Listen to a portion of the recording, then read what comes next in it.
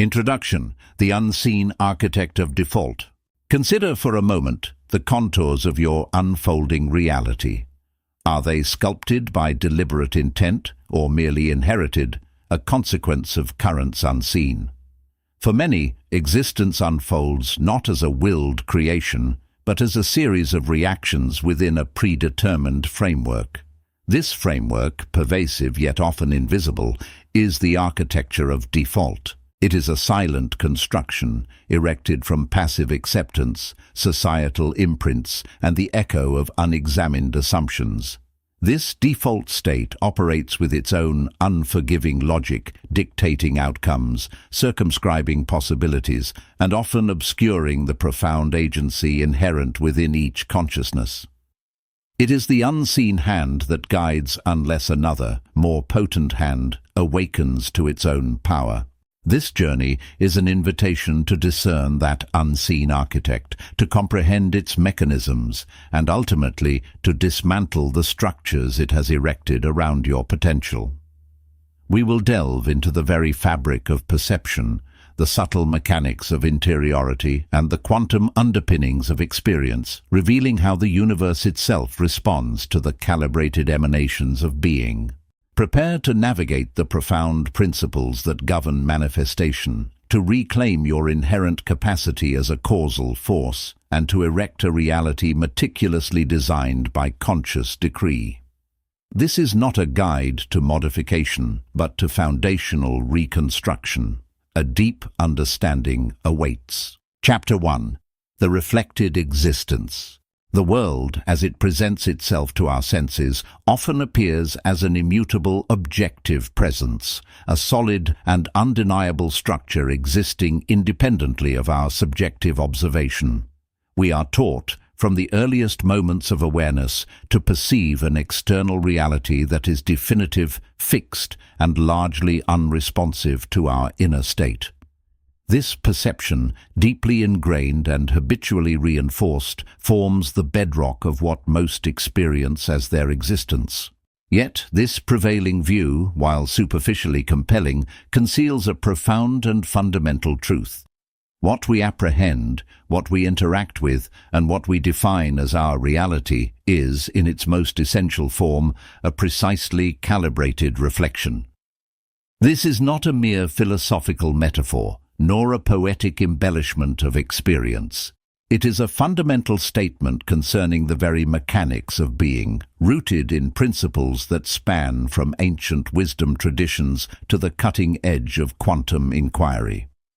The external world, in its experienced manifestation, functions as an elaborate responsive mirror, faithfully presenting back to us the intricate architecture of our interiority. This internal architecture comprises the sum total of our conscious and unconscious beliefs, our deeply held assumptions, our habitual thought patterns, the vibrational signature of our emotional states, and the subtle, often unexamined expectations we hold about ourselves and the world around us. This inherent reflectivity is not a feature of a benevolent or malevolent cosmic force. It is the operational signature of existence itself.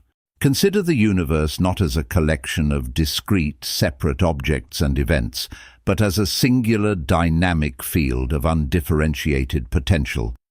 Within this field, all possibilities subsist as latent probabilities, a boundless ocean of unformed reality. It is consciousness, individual, focused, and vibrantly resonant, that acts as the primary instrument of actualization within this field. The very act of conscious observation, propelled by belief and colored by emotion, selects from this ocean of potential, collapsing probabilities into definite forms. This is the profound interaction at the heart of all manifestation, an energetic congruence between inner state and outer expression, where the subjective intention meets the objective potential and gives it form. The human mind, therefore, functions not merely as a passive receiver of sensory input, but as an active, powerful projector. It does not simply observe a pre-existing, indifferent reality. Rather, it participates in the continuous constitution of that reality. The raw, undifferentiated potential of existence, a field of infinite probabilities and unmanifested forms, is perpetually filtered, organized, and given coherent structure through the unique lens of individual consciousness. This lens is shaped by everything we have learned, everything we believe, and every emotional resonance we carry. The images, sounds, sensations, and interpretations that coalesce into our perceived environment are not merely out there. They are inseparably in here. The boundaries between self and world are far more permeable, far more interwoven than conventional understanding allows. Every perceived aspect of the world, from the grandest cosmic phenomena to the most intimate personal interactions, bears the indelible imprint of our subjective framework. This mechanism operates with an unwavering precision. If our internal architecture is dominated by narratives of scarcity, limitation, and fear, then the reflected existence will present a constant stream of circumstances that validate those narratives. Should our inner landscape be characterized by optimism, abundance, and a sense of inherent possibility, the external world will, with equal fidelity, yield experiences that align with and confirm these states. The universe does not discriminate in its mirroring, it simply reflects what is projected. It possesses no inherent judgment, no predetermined agenda for the individual beyond its fundamental nature as a responsive canvas. It operates through immutable laws of correspondence, where the internal energetic frequency attracts and organizes commensurate external forms. This is a cold, rational, almost mathematical principle, devoid of moral bias, yet profoundly responsive to the energetic content of consciousness. For the vast majority, this reflective process operates entirely outside conscious awareness. We live largely in a default reality, a landscape forged not by deliberate intent, but by the accumulated momentum of unexamined beliefs and inherited paradigms. This default architecture is a composite of ancestral patterns, societal conditioning, cultural narratives, personal traumas, and unaddressed anxieties. It is the aggregate of all the filters we have unconsciously adopted, the stories we tell ourselves without ever questioning their veracity, and the emotional habits we perpetuate without ever tracing their origin. These deeply grooved patterns of thought and feeling establish a profound inertia, creating a self-reinforcing loop that continually draws forth experiences aligned with their pre-established framework. In this state, we are like dreamers who believe the dream is an objective, external force, rather than an emanation of our own subconscious. The sheer gravitational pull of these unconscious programs is immense, dictating the contours of existence with an unseen but absolute authority. When this reflective principle remains unacknowledged, individuals experience life as a series of external events happening to them rather than a dynamic unfolding from them. They perceive themselves as victims of circumstance, buffeted by forces beyond their control. The world seems arbitrary, unpredictable, and often hostile. Success and failure appear as matters of luck or fate. This perspective reinforces the very lack of agency that created the default reality in the first place, trapping the individual in a self-perpetuating cycle of reactive existence. The illusion of complete external objectivity is the most potent veil, for it obscures the very mechanism by which one might reclaim deliberate participation in the shaping of their lived experience. It fosters a profound helplessness, a sense of being perpetually at the mercy of an indifferent cosmos.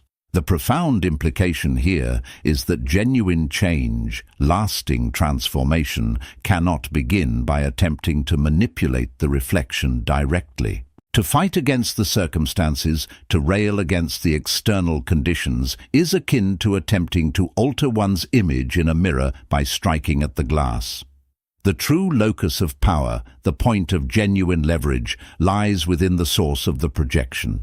It demands a rigorous, unflinching examination of the internal architecture, a deep dive into the foundational beliefs and emotional resonances that are perpetually generating the perceived external world. This mirrors the ancient Stoic understanding of the fundamental dichotomy of control. There are things within our sphere of influence and things outside it. While the external world, in its raw presentation, may seem outside our control, its experienced manifestation, its very meaning and impact, is profoundly shaped by our internal assent, our judgments, and our core disposition. The Stoics understood that true freedom arises not from manipulating externals, but from mastering one's internal responses and perceptions. This is precisely the point where the metaphysics of reflection and the discipline of Stoicism converge. The external is what it is, but what it is to us is a direct emanation of our interior. The task, then, is to become a conscious architect of one's interiority, rather than remaining a passive recipient of its unconscious output. This requires a profound shift in understanding, from seeing oneself as a mere occupant of reality to recognizing oneself as an essential co-creator of it. The path of the conscious architect is one of deliberate internal cultivation, a systematic re-evaluation of the filters through which reality is processed. This is not a passive contemplation, but an active, disciplined engagement with one's inner landscape. It begins with the rigorous self-scrutiny advocated by the Stoics, where every impression, every thought, every judgment is held up to the light of reason and assessed for its veracity and utility. Do these beliefs serve the highest ideal of being? Are these emotional patterns aligned with wisdom, courage, justice, and temperance? The Stoic virtues, far from being mere moral precepts, become the very structural principles for building an internal architecture that projects harmony, resilience, and coherence into the responsive field of existence. This active engagement demands a deep inquiry into the origin of our limiting beliefs and emotional habits. It is a meticulous archaeological excavation of the psyche, uncovering the societal programming, the family narratives, and the personal interpretations of past events that have calcified into rigid components of our internal lens. Each of these unexamined fragments contributes to the vibrational signature we continuously emit. To become a conscious architect is to meticulously dismantle these unhelpful structures, replacing them with foundational principles aligned with inherent possibility and the rational order of the cosmos. This internal repatterning, guided by reason and informed by a deep understanding of the universe's reflective nature, directly alters the quality and content of the holographic projection that is our lived experience. This foundational insight liberates us from the shackles of perceived helplessness. It reveals that the seeming solidity of the external world is not a barrier to change, but rather a direct feedback loop, an immediate and undeniable testament to the contents of our inner realm. The challenges we face, the opportunities that present themselves, the relationships we cultivate, and the overall quality of our existence are not random occurrences. They are precision-engineered responses from a universe that is ceaselessly mirroring the vibrational frequency of our core being. When the Stoic mind embraces amor fati, a profound acceptance of what is, it does so not out of resignation, but from an understanding that what presents itself externally is a direct, if sometimes challenging, communication from the reflective field. This acceptance becomes the catalyst for internal adjustment, recognizing that the reflection is not to be fought but to be understood as invaluable data, guiding the recalibration of the internal projector.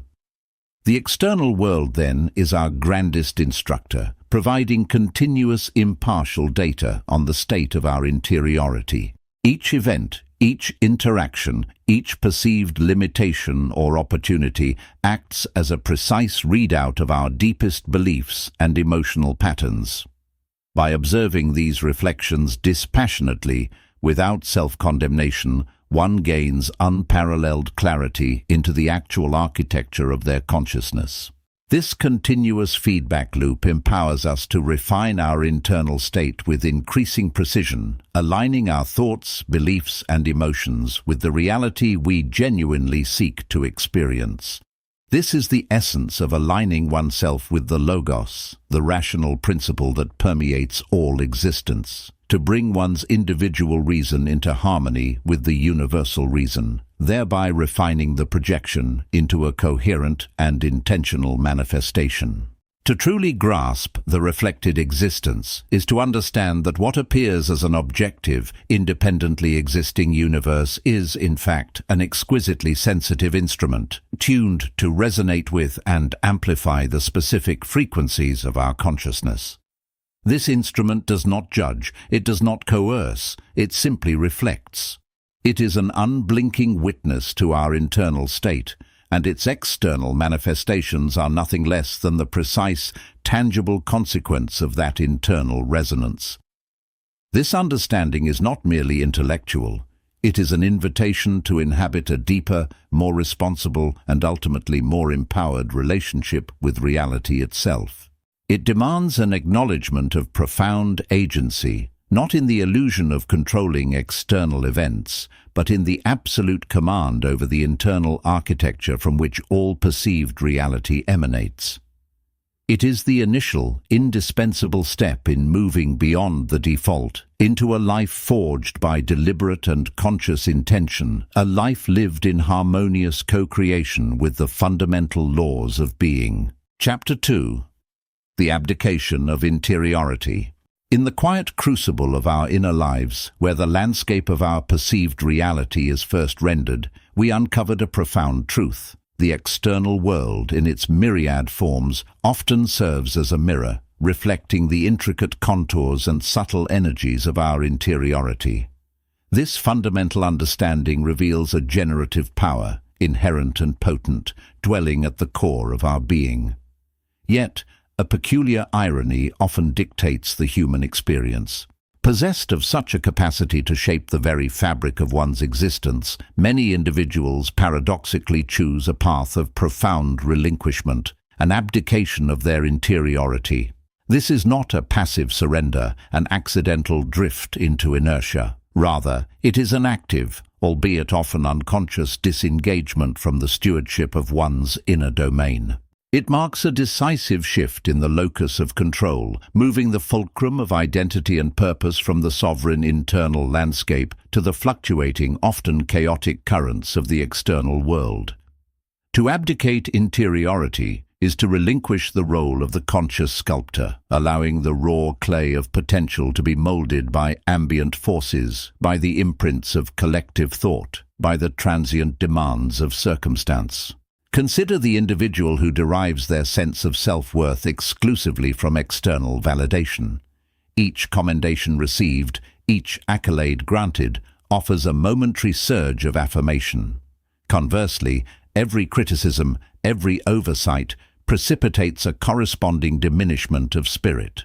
In this state, the internal compass, which should orient one toward an intrinsic sense of value, spins wildly, entirely dependent on the magnetic fields of approval or disapproval from others. The self becomes an echo chamber, amplifying the perceptions of its environment rather than resonating with its own unique frequency. This is not merely a psychological dependency, it is a metaphysical relinquishment. The energetic focus, which could be directed inward to cultivate an unshakable sense of worth, is instead projected outward, forever seeking a return signal to confirm its existence. The mechanisms of this abdication are subtle, yet pervasive.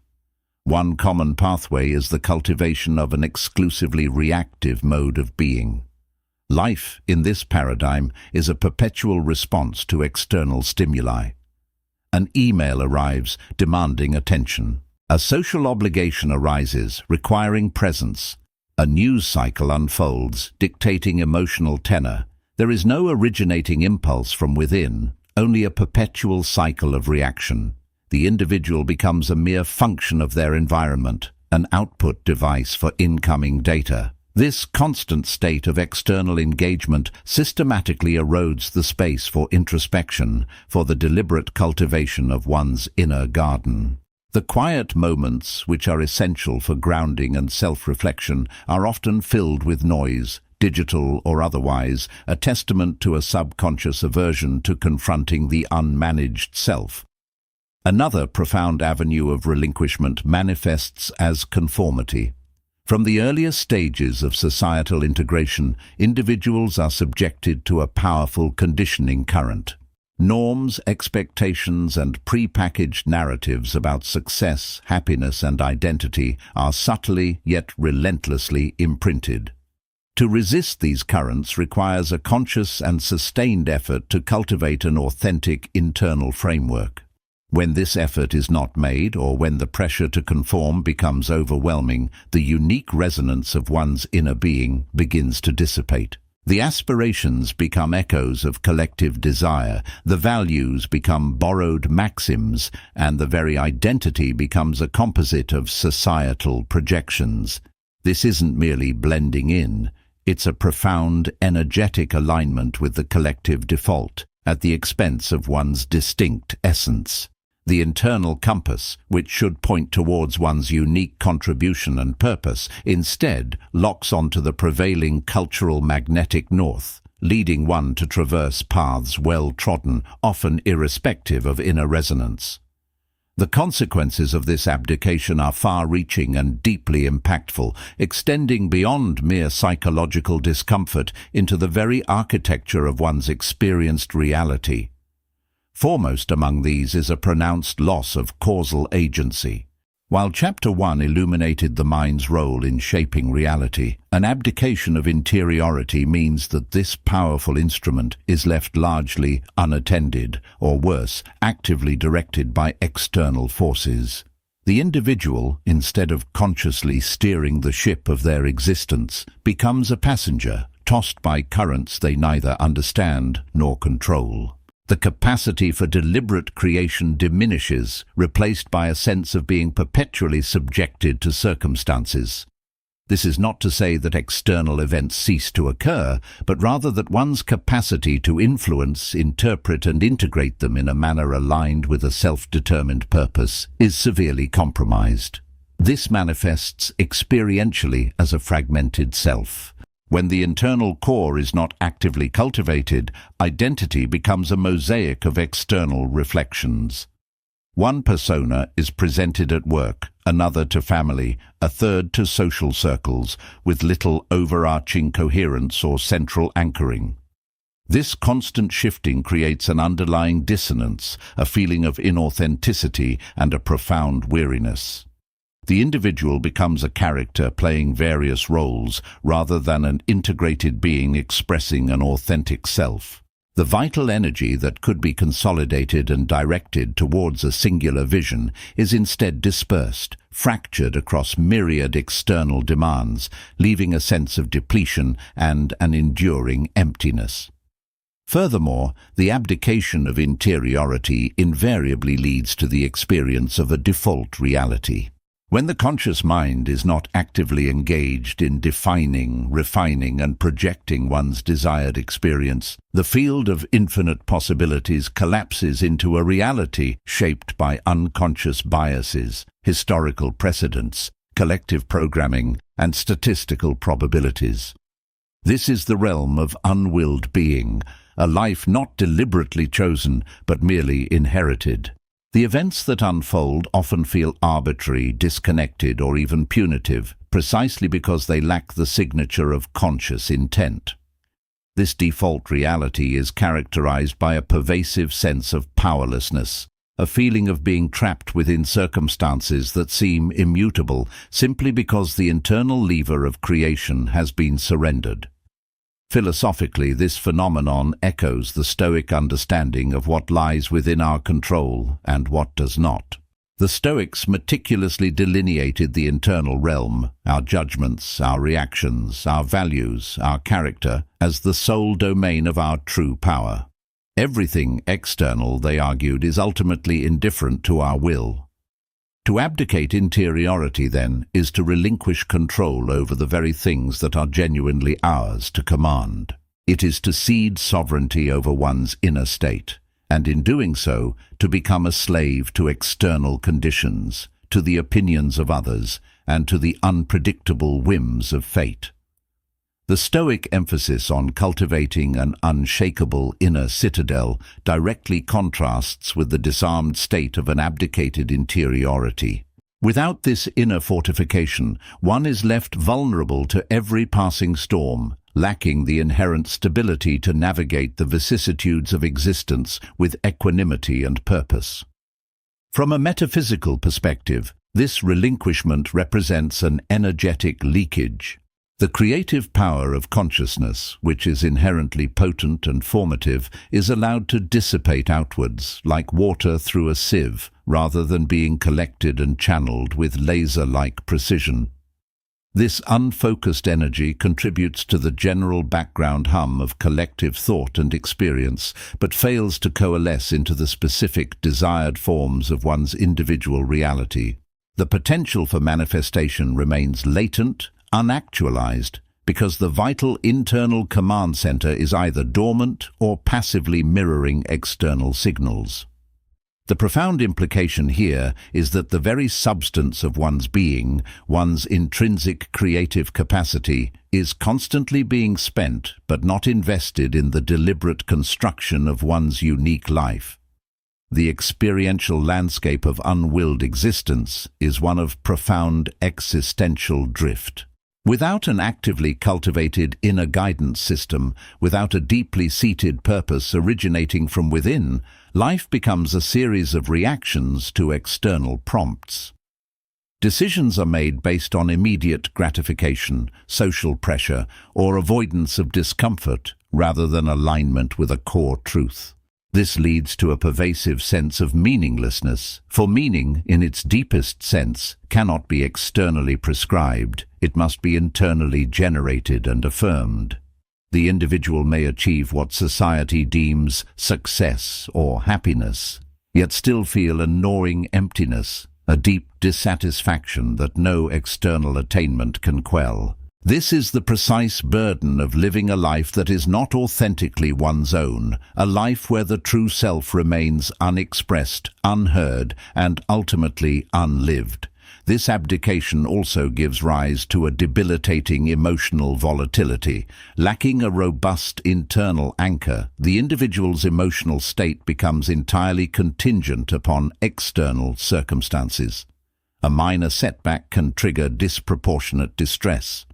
A moment of praise can induce transient euphoria. There is no steady emotional baseline, no inherent resilience derived from an unshakable inner core. Instead, emotions become reactive echoes, reflecting the fluctuating tides of the outer world. This constant emotional turbulence is exhausting, hindering clarity of thought and purposeful action. It prevents the sustained mental state necessary for deliberate manifestation, further entrenching the individual in the grip of unwilled experience. Ultimately, the abdication of interiority is a profound concession of one's inherent creative power. It is a decision, conscious or otherwise, to allow external forces to dictate the narrative of one's life, to shape the very contours of one's reality. The consequence is not merely a less fulfilling life, but a life that is, in its essence, not truly one's own. It is a life lived by default, rather than by design. The vibrant potential that resides within each individual remains largely untapped, subsumed by the momentum of collective unconsciousness and external pressures. The profound realization, then, is that the reclamation of this interiority is not merely an act of self-improvement, but an essential prerequisite for truly authoring one's existence. The true cost of this relinquishment is nothing less than the surrender of one's unique and potent capacity to forge a reality aligned with intrinsic purpose and authentic self-expression. Chapter 3. Entropy of Unwilled Being. The universe in its fundamental architecture reveals a profound, unyielding truth. Systems left undirected without the constant infusion of focused energy invariably drift toward a state of increasing disorder. This is the principle of entropy, a pervasive force that governs not only the decay of matter but also, in its less understood manifestations, the very fabric of human experience. When the interior landscape is relinquished, when the conscious will abdicates its central role, an analogous process of dissolution begins. This is the entropy of unwilled being. It is not a catastrophic collapse, sudden and dramatic, but a gradual, almost imperceptible diffusion of potential, a slow surrender to the statistical probability of randomness. Imagine a finely tuned instrument left exposed to the elements. Without conscious maintenance, without deliberate play, its precision erodes. Its strings slacken, its mechanisms seize. It does not explode. It simply ceases to fulfill its designed purpose, becoming a mere collection of components subject to the ambient forces of rust and dust. So it is with the self when interiority is abdicated. The quantum field, a realm of pure potential, illustrates this dynamic with stark clarity. Until an observation, a conscious act of focus, is applied, all possibilities exist in a superposition, a diffuse cloud of probability. It is the act of specific observation, the directed intention, that causes the wave function to collapse, solidifying one particular outcome from a myriad of potentials. In the absence of this internal observation, this decree of will, the wave of personal potential remains diffuse, uncollapsed. It is then subjected to the myriad, undirected observations of the external world, societal norms, casual expectations, the inertia of habit, the unfiltered input of sensory data. These external pressures, devoid of internal alignment, act as arbitrary determinants, collapsing potential into forms that are merely probable rather than purposeful. This subtle erosion of agency manifests first as a loss of internal coherence. The thoughts, emotions, and actions, which in a directed life form a symphony, become a discordant cacophony. Decisions are made not from a place of centered purpose, but from the clamor of external stimuli, immediate gratification, or the avoidance of imagined discomfort. The self becomes a porous membrane, absorbing ambient data without internal processing, without the transformative work of conscious intent. It is a life lived by reaction, a perpetual echo chamber where the loudest external voice dictates the internal state. The energy that could be channeled into creation, into the deliberate sculpting of one's reality, is instead dissipated across a wide, flat plane of default. This leads to a persistent, gnawing sense of fatigue, a profound meaninglessness that cannot be assuaged by external achievement or transient pleasure. It is the exhaustion of being constantly pushed and pulled, of never initiating. The vitality, the unique spark of being, becomes diffused, indistinguishable from the background hum of collective existence. The vibrant current that defines a distinct individual becomes a slow trickle, then dries up, leaving behind a parched internal landscape. One might still make choices, but these are often choices within a default framework, not choices of the framework itself. They are micro-adjustments along a predetermined trajectory, not a re-vectoring of the trajectory itself. It is akin to selecting a seat on a train already bound for a destination one did not choose. The illusion of agency persists, yet the fundamental direction, the arc of existence, remains unwilled. This is the insidious trap of the undirected path. A constant state of conditional engagement where one is perpetually responding to circumstances rather than generating them. The cost is not merely missed opportunities, but the active degradation of one's intrinsic potential, the blurring of a unique vibrational signature into the statistical average. The universe abhors a vacuum of intention. Where an internal directive is absent, external forces rush in to fill the void, shaping reality by default. This is the essence of unwilled being, a life lived by proxy, by statistical probability, by the aggregate influence of the surrounding field. The absence of conscious will, in its own way, is a potent, albeit unwitting, creative force. It sculpts a reality that reflects precisely this absence, a monument to default. Consider Ilara. From her early childhood, she possessed a quiet, intuitive sensibility, a deep affinity for pattern recognition and the unseen structures that underpin complex systems. Her fascination was with the intricate, unseen mechanics of organization, a predisposition that could have been cultivated into a profound aptitude for design, scientific inquiry, or strategic architecture. Yet the expectation that calcified around her was the path of stability, the secure arc of a predictable profession. Her parents, well-meaning and anchored in their own generational wisdom, subtly nudged her towards a degree in finance. The logic was irrefutable, externally sound, prestige, security, a clear trajectory. Ilara, lacking a defined internal countercurrent, a potent and articulated will, acquiesced. She excelled, of course. Her innate ability to discern patterns and structures found a practical, if uninspired, application in market analysis. She accepted a lucrative position at a respected firm, purchased a townhome in a desirable suburb, cultivated a social circle composed of colleagues and acquaintances who echoed her chosen reality.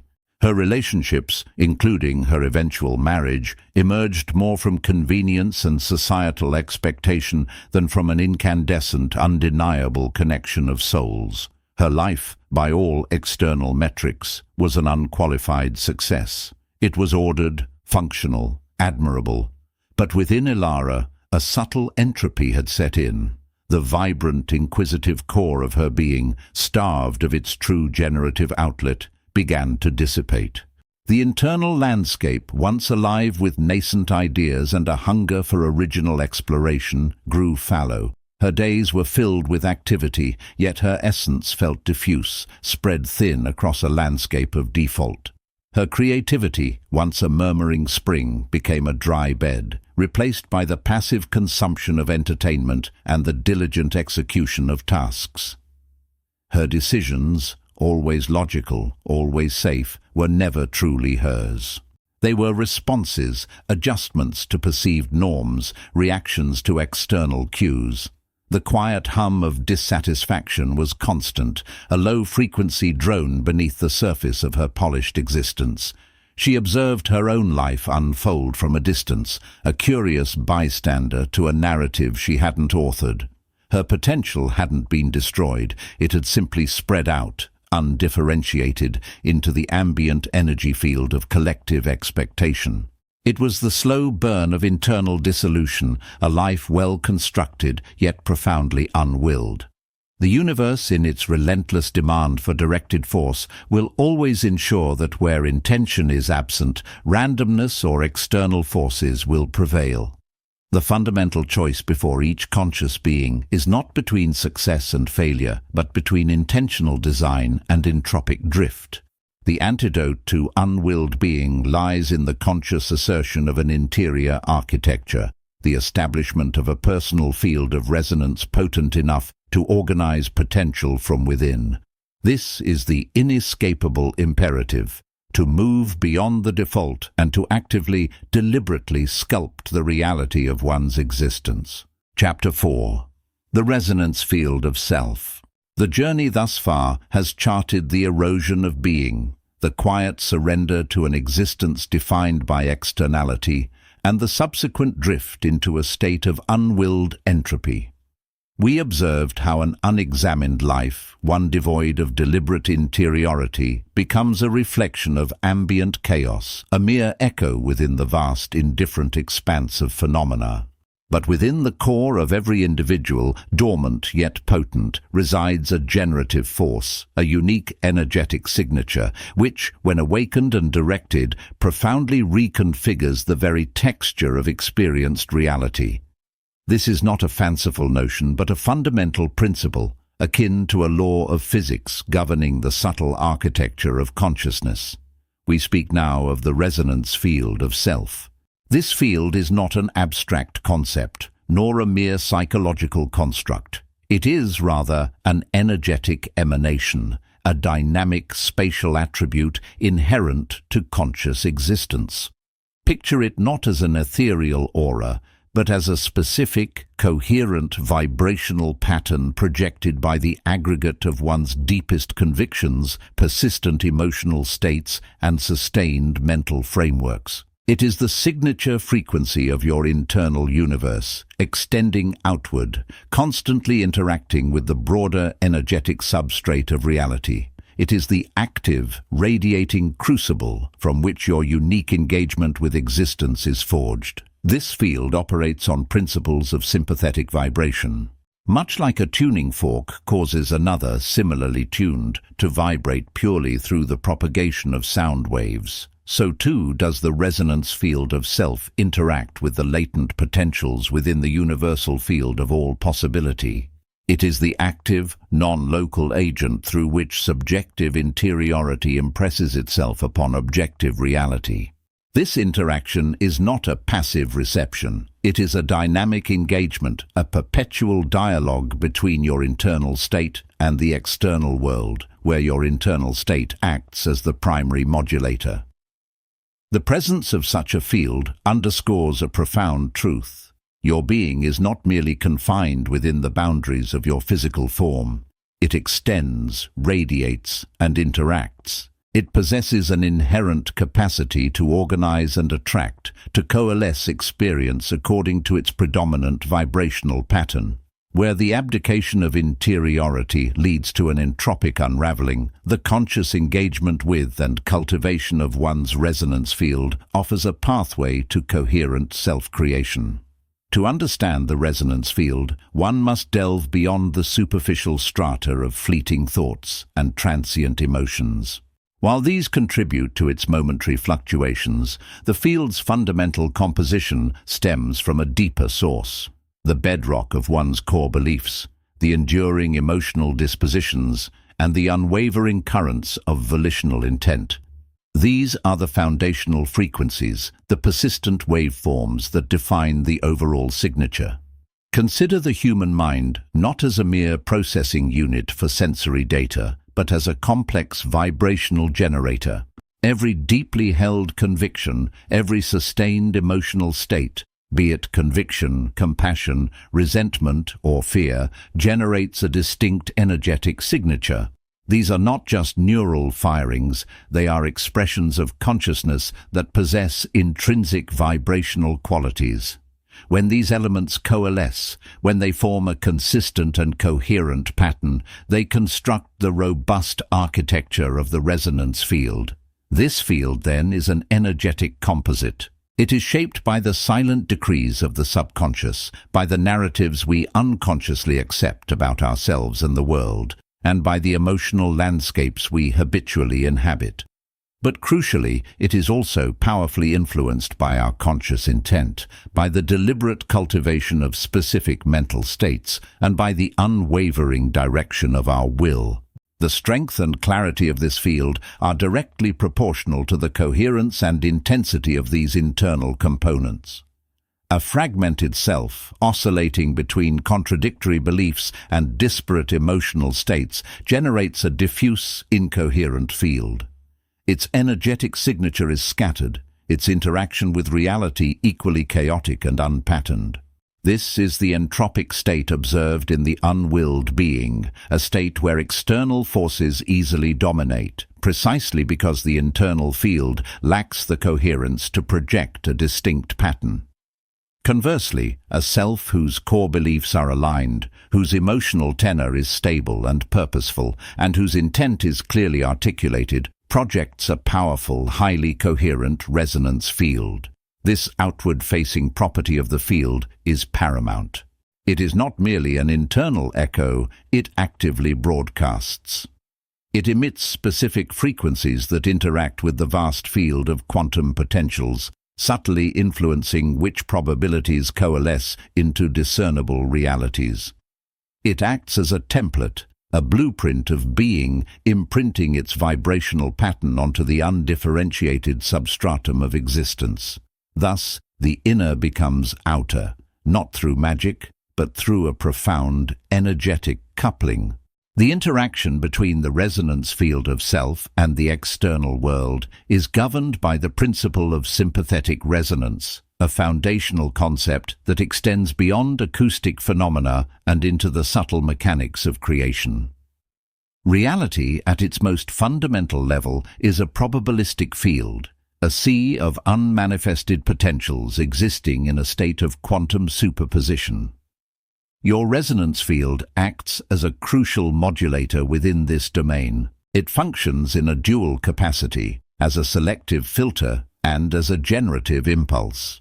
As a filter, it tunes you to specific frequencies of experience, allowing certain information, opportunities and interactions to register within your awareness and manifest in your life, while rendering others invisible or irrelevant. This is not simply a matter of cognitive bias, though that plays its part. It is a deeper, energetic attunement. Your field determines what you are capable of perceiving and, more profoundly, what you are capable of receiving from the boundless ocean of potential. As a generative impulse, the resonance field does not merely observe, it actively participates in the collapse of quantum possibilities into concrete realities. It emits a coherent signature that acts as an organizing principle, drawing forth and actualizing those potentials that vibrate in sympathetic alignment with its dominant frequency. This is where the profound implications of self-authorship emerge. Your inner state is not merely a reflection of external events. It is a causal agent, subtly yet fundamentally shaping the trajectory of those events. This process is about frequency matching and entrainment. If your resonance field vibrates with a frequency of scarcity, it will continually find and manifest scenarios that reinforce that scarcity. If it resonates with abundance, clarity and purpose, it will draw forth experiences and conditions congruent with those states.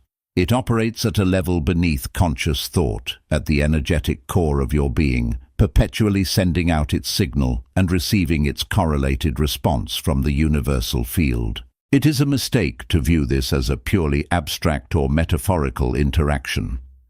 The principles of quantum entanglement and non-local correlation offer glimpses into a reality far more interconnected and responsive than conventional Newtonian physics once allowed. Your conscious attention, imbued with intent and emotional resonance, is not a passive spectator, but an active participant in the unfolding of existence. The resonance field is the vehicle for this participation, the specific energetic configuration through which your subjective universe influences the objective world. This interaction is not a fleeting occurrence, but a continuous dynamic process, an unbroken feedback loop that reinforces the internal state by externalizing its energetic signature. The resonance field of self, while deeply rooted in one's fundamental being, is far from static.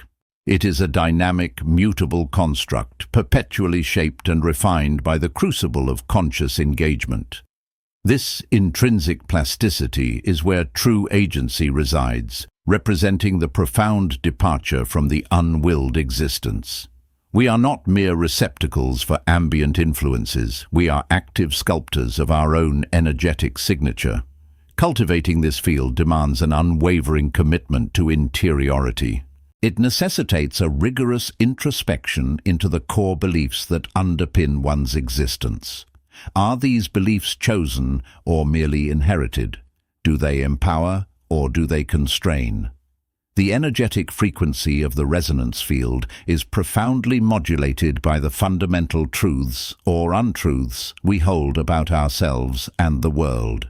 Challenging and reframing limiting beliefs is not merely a psychological exercise. It is an act of energetic recalibration, shifting the very vibration of the field. Equally potent in shaping this field are our sustained emotional postures. Transitory moods, though impactful, are less influential than the deep-seated emotional currents we habitually inhabit. A chronic state of gratitude, for instance, cultivates a distinct and expansive energetic signature, while persistent resentment constricts and distorts the field.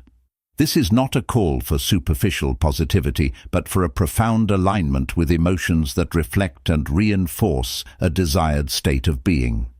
The discipline lies in consciously choosing which emotional states to nurture, understanding their direct impact on the field's coherence and radiating power.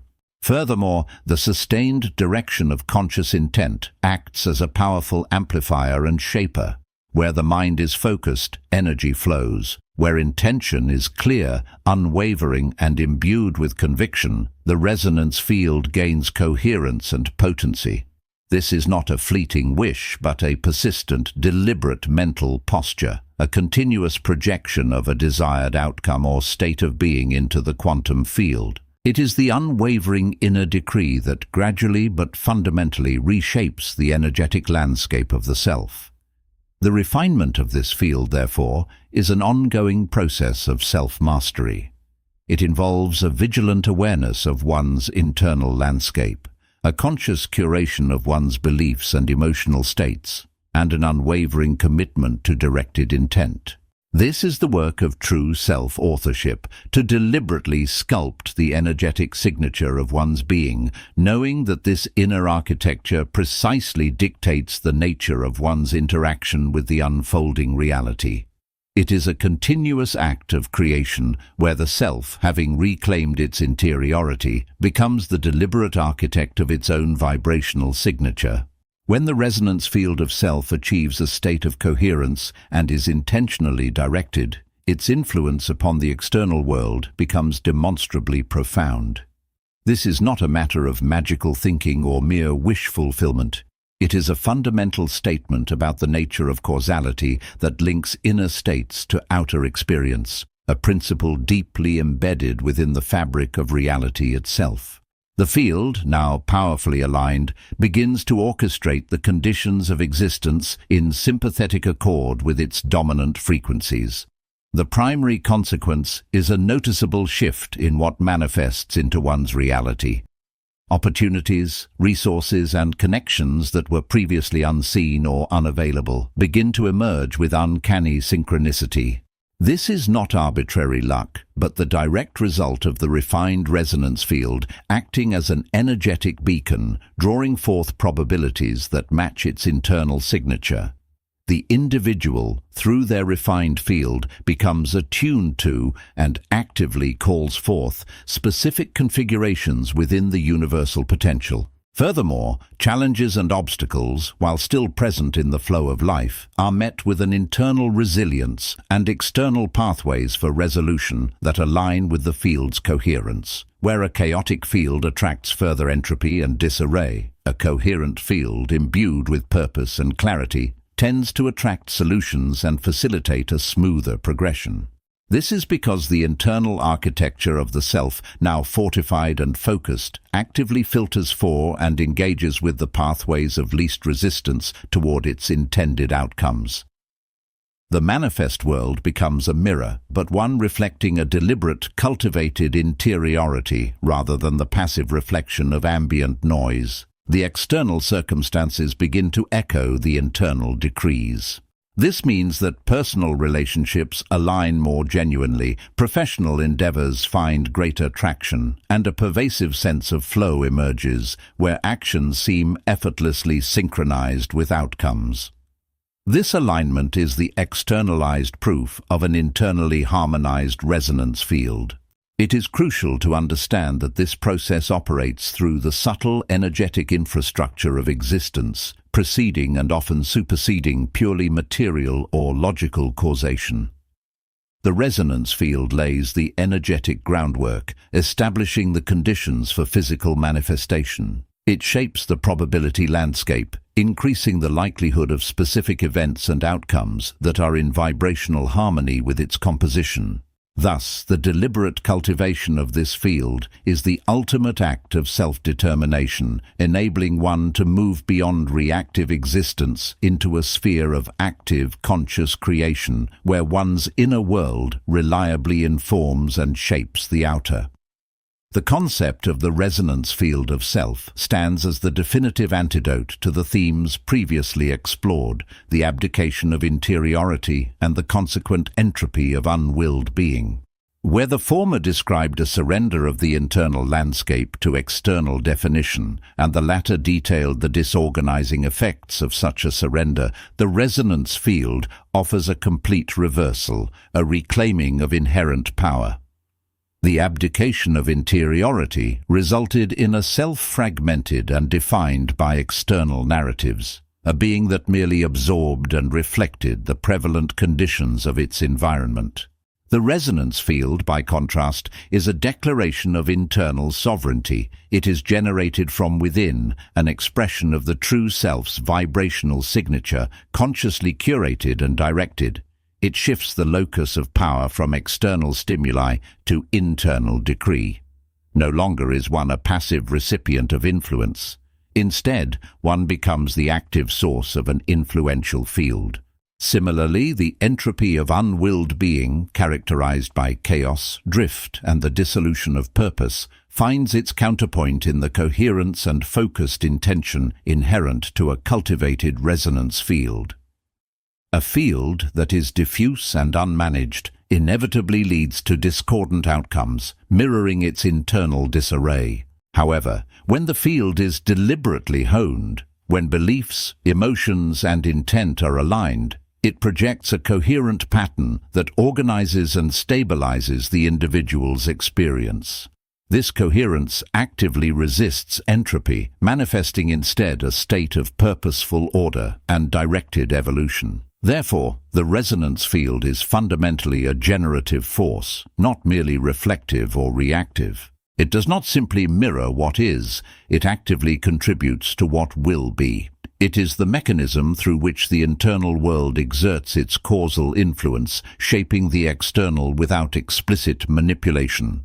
It is the bridge between subjective consciousness and objective reality, built upon principles of energetic alignment and vibrational attunement. By understanding and actively engaging with this field, one transcends the limitations of a reflected existence, moving into a domain where the self, fully reintegrated and potent, becomes the conscious architect of its own unfolding reality. This marks the transition from being acted upon to acting from a place of profound internal authority. Chapter 5. Consciousness as Causal Matrix. Our journey began by examining the self's reflection in the manifest world, then confronted the quiet abdication of inner authority, and observed the slow, entropic decay of an unwilled existence. We subsequently unveiled the resonance field of self, recognizing the energetic signature that continuously shapes our perceived interaction with reality. Now, we must venture deeper, beyond the realm of mere interaction or subjective interpretation, to confront the very ground of being itself. For consciousness is not merely a receptor, nor an emergent property of complex biological machinery. It is the fundamental causal matrix from which all manifest reality, in its structured detail and grand expanse, is fundamentally drawn and continually orchestrated. Imagine not a complex weave of threads, but a primal, pre-physical field, an infinite domain of unmanifested potential, awaiting the directive principles that coalesce it into discernible form. This field is consciousness. It represents the primordial, non-local intelligence that underpins all phenomena, existing prior to spatial extension, prior to temporal duration, prior to the very particles and fields that constitute the physical universe. Our conventional understanding, often constrained by a materialist paradigm, posits consciousness as a delicate byproduct of neurological activity, an epiphenomenon arising from the complex interplay of neurons. This perspective, however, inverts the fundamental truth.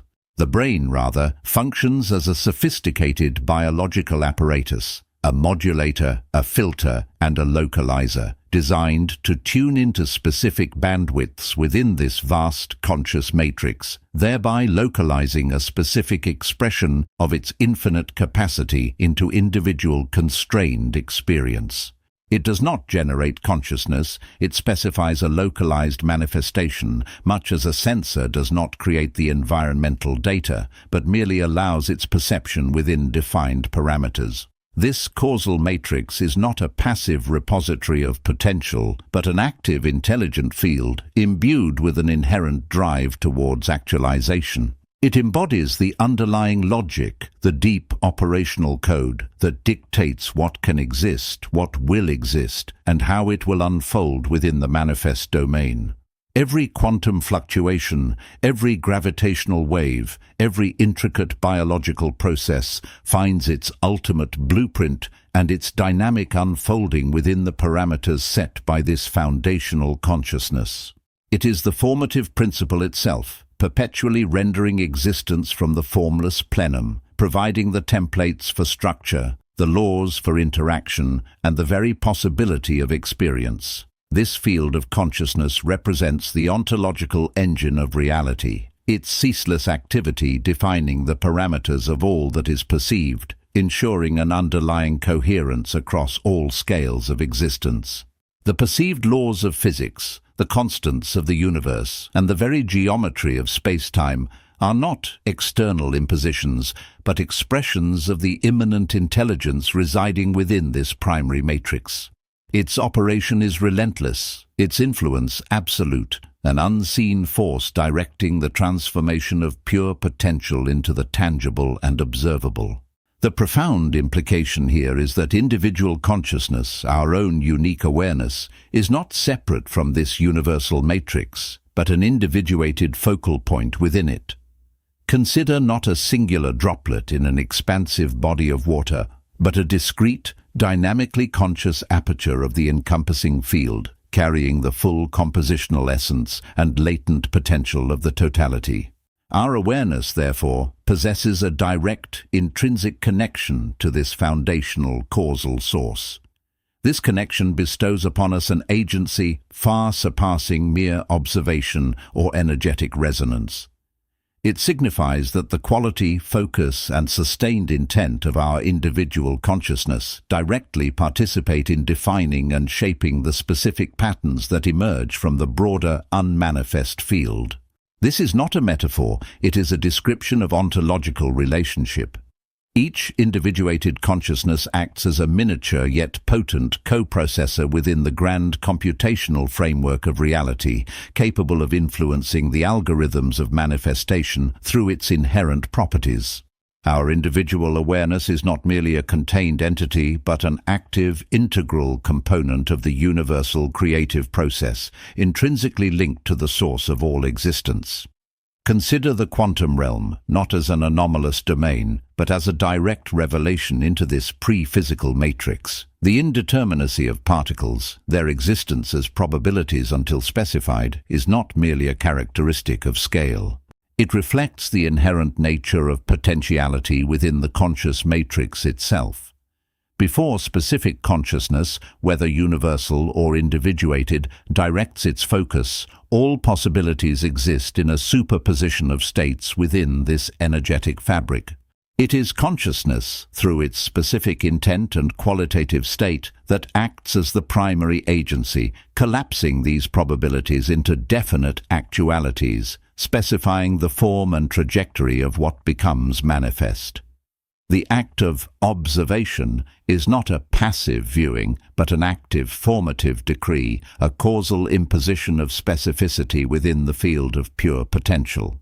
This is the mechanism by which the formless is granted form, by which the indefinite becomes definite.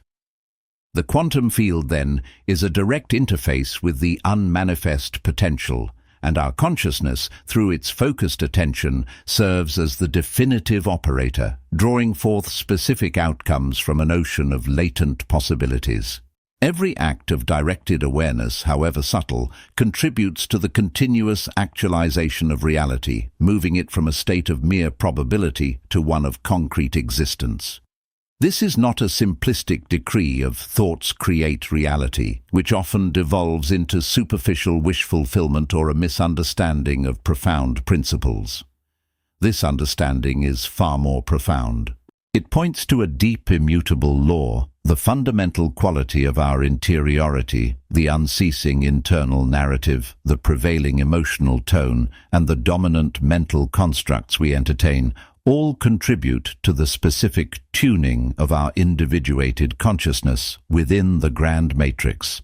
This tuning, in turn, acts as a definitional filter, a selective resonator, and crucially, an organizing principle that draws forth particular patterns of experience from the universal field of all possibilities. If our consciousness is saturated with discord, fear, or limitation, it specifies those frequencies within the matrix, thereby architecting a reality that precisely mirrors those internal states. Conversely, a consciousness cultivated in clarity, purpose, and expansive possibility naturally draws forth and actualizes experiences aligned with those profound internal dispositions. This is not about willing a specific object into existence through fleeting desire, but about the sustained qualitative disposition of one's being, which provides the underlying morphic instruction for the ongoing unfolding of lived experience. It is the aggregate of our inner disposition that governs the character of our exterior world. The responsibility inherent in this truth is immense.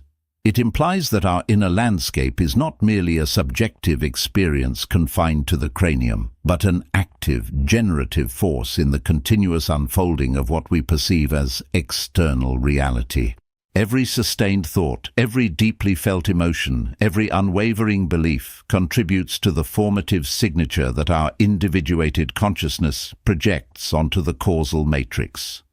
It is not an external world impressing itself upon us through arbitrary forces. It is our consciousness, through its specific and persistent internal states, continuously shaping and calling forth the parameters of the world it experiences. Our internal ecology, therefore, is not a private domain of personal reflection, but a dynamic, causative engine of manifest existence. The world external to us is continuously being configured, not as an independent entity, but as a direct response to the directives issued from our interiority. This ongoing reciprocal process establishes an unbreakable link between our inner condition and our outer circumstances, revealing the profound and active role of subjective experience in the objective world. We are never truly separate from the reality we perceive, for we are continuously contributing to its composition. This perspective elevates consciousness from a passive observer to the ultimate originating determinant of perceived existence. It is the silent, pervasive ground from which all form and experience arise. Understanding this principle fundamentally alters our perception of agency. It moves us beyond the illusion of being victims of circumstance and positions us as active co-architects in the continuous co-creation of reality. The external world, therefore, becomes a dynamic, reflective surface, showing us precisely the quality of the causal matrix we are individually and collectively generating. It serves as an informational feedback loop, providing continuous data on the efficacy and nature of our internal states. There is no randomness, no arbitrary fate, only the precise manifestation of what has been internally specified. This recognition transforms our entire relationship with existence, shifting it from one of reactive response to one of informed, deliberate contribution. We are not simply navigating a predefined landscape. We are, at every moment, participating in its definition and ongoing construction. The cultivation of inner discipline, then, as extolled by profound philosophies across epochs, transcends mere self-improvement. It becomes an act of profound cosmological significance. To master the inner landscape, to purify one's intentions, to align one's thoughts and emotions with principles of clarity and constructive purpose, is to become a more precise and potent instrument within the causal matrix. This disciplined engagement allows for the conscious, deliberate shaping of one's experience, moving from accidental actualization to intentional architecture. We are not merely existing within reality. We are, through the very nature of our consciousness, continuously determining its emergent properties. This inner rigor, often associated with Stoic practices, is not a moralistic endeavor, but a practical methodology for conscious causality. By exerting control over our internal state, our judgments, our desires, our emotional responses, we are, in effect, refining the signal we broadcast into the universal field of potential, thereby achieving greater precision in the manifestation of our lived experience. This is the ultimate application of philosophical insight, to transform abstract understanding into concrete, deliberate action within the very fabric of existence. This profound truth compels us to examine the very essence of our conscious being, for it is here, at this foundational level, that the true power of creation resides. The external world is but a consequence, an echo, a structured unfolding of the deeper, invisible, and endlessly generative substratum of consciousness. To awaken to this fact is to recognize our inherent capacity not just to adapt to reality, but to participate in its very origination, to specify its contours, and to imbue it with new meaning and form. The transition is set, therefore, not for passive reception, but for active, conscious engagement with the fundamental architecture of reality. This is the ultimate frontier of self-understanding, where the individual consciousness merges its capacity with the universal, realizing its intrinsic role as a co-creator of all that is. This realization empowers us to transcend reactive existence, moving into a state of intentional and deliberate interaction with the entirety of being. Chapter 6.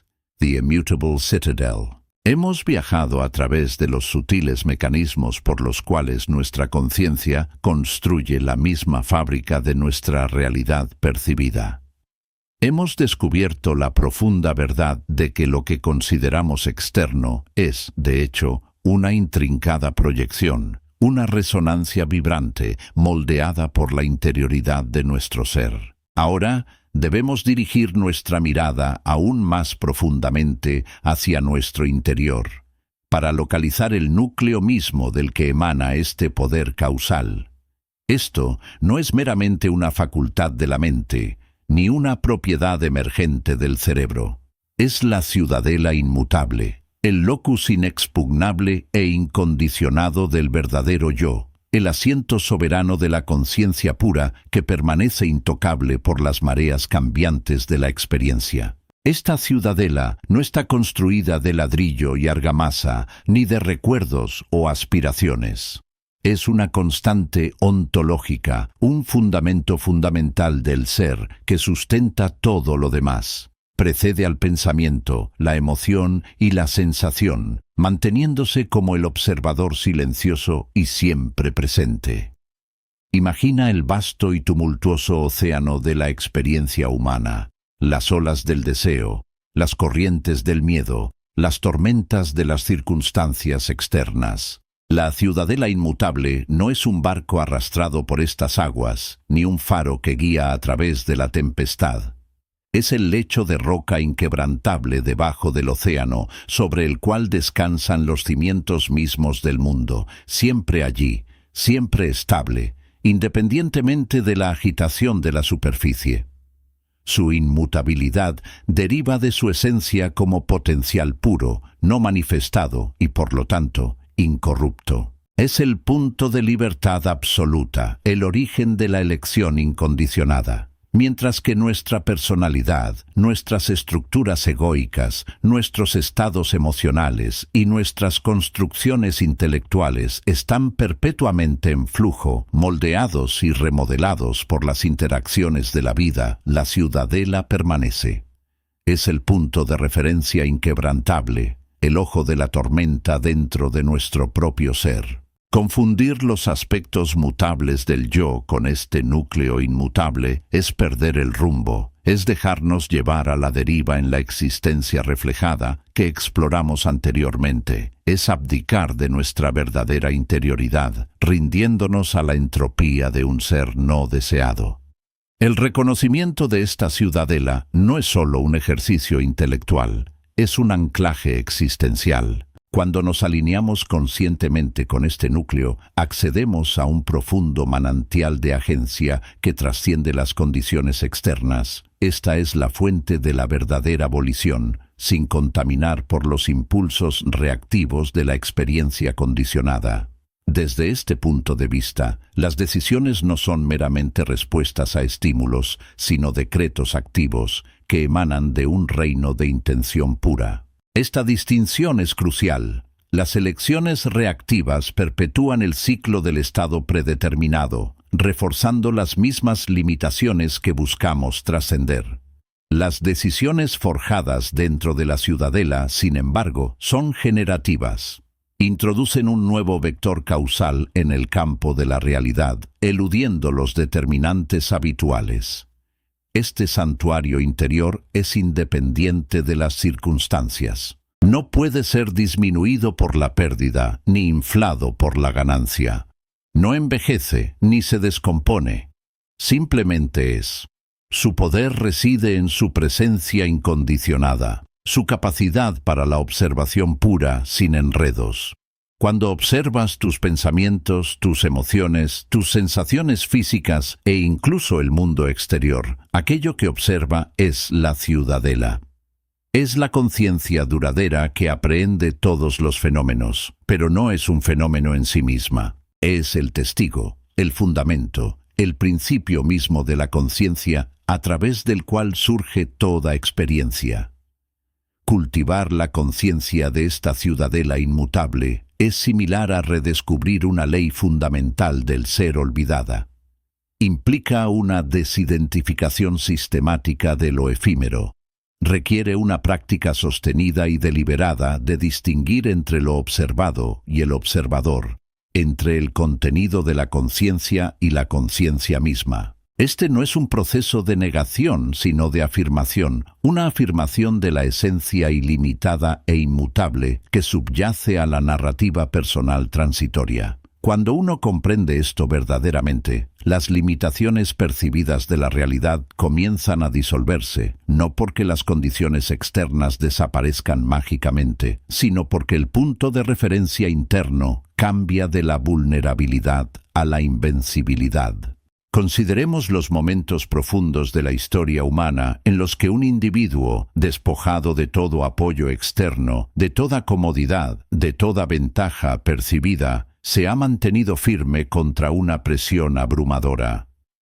Estas no son meramente historias de resiliencia, son ecos de la ciudadela inmutable en acción. En tiempos de profunda agitación social, cuando las normas imperantes se hacen añicos y el propio marco de la vida diaria se desintegra, el instinto podría ser sucumbir al miedo imperante, abandonar los principios en aras de la supervivencia o hacerse eco de las voces más ruidosas y agresivas. Sin embargo, una figura solitaria, quizás un tranquilo bibliotecario o un modesto ingeniero, podría elegir un camino diferente. Imagina una ciudad asediada, su infraestructura desmoronándose, su población desesperada y desorientada. La propaganda inunda las ondas, incitando al pánico y la desconfianza, instando a los ciudadanos a traicionarse unos a otros por escasos recursos.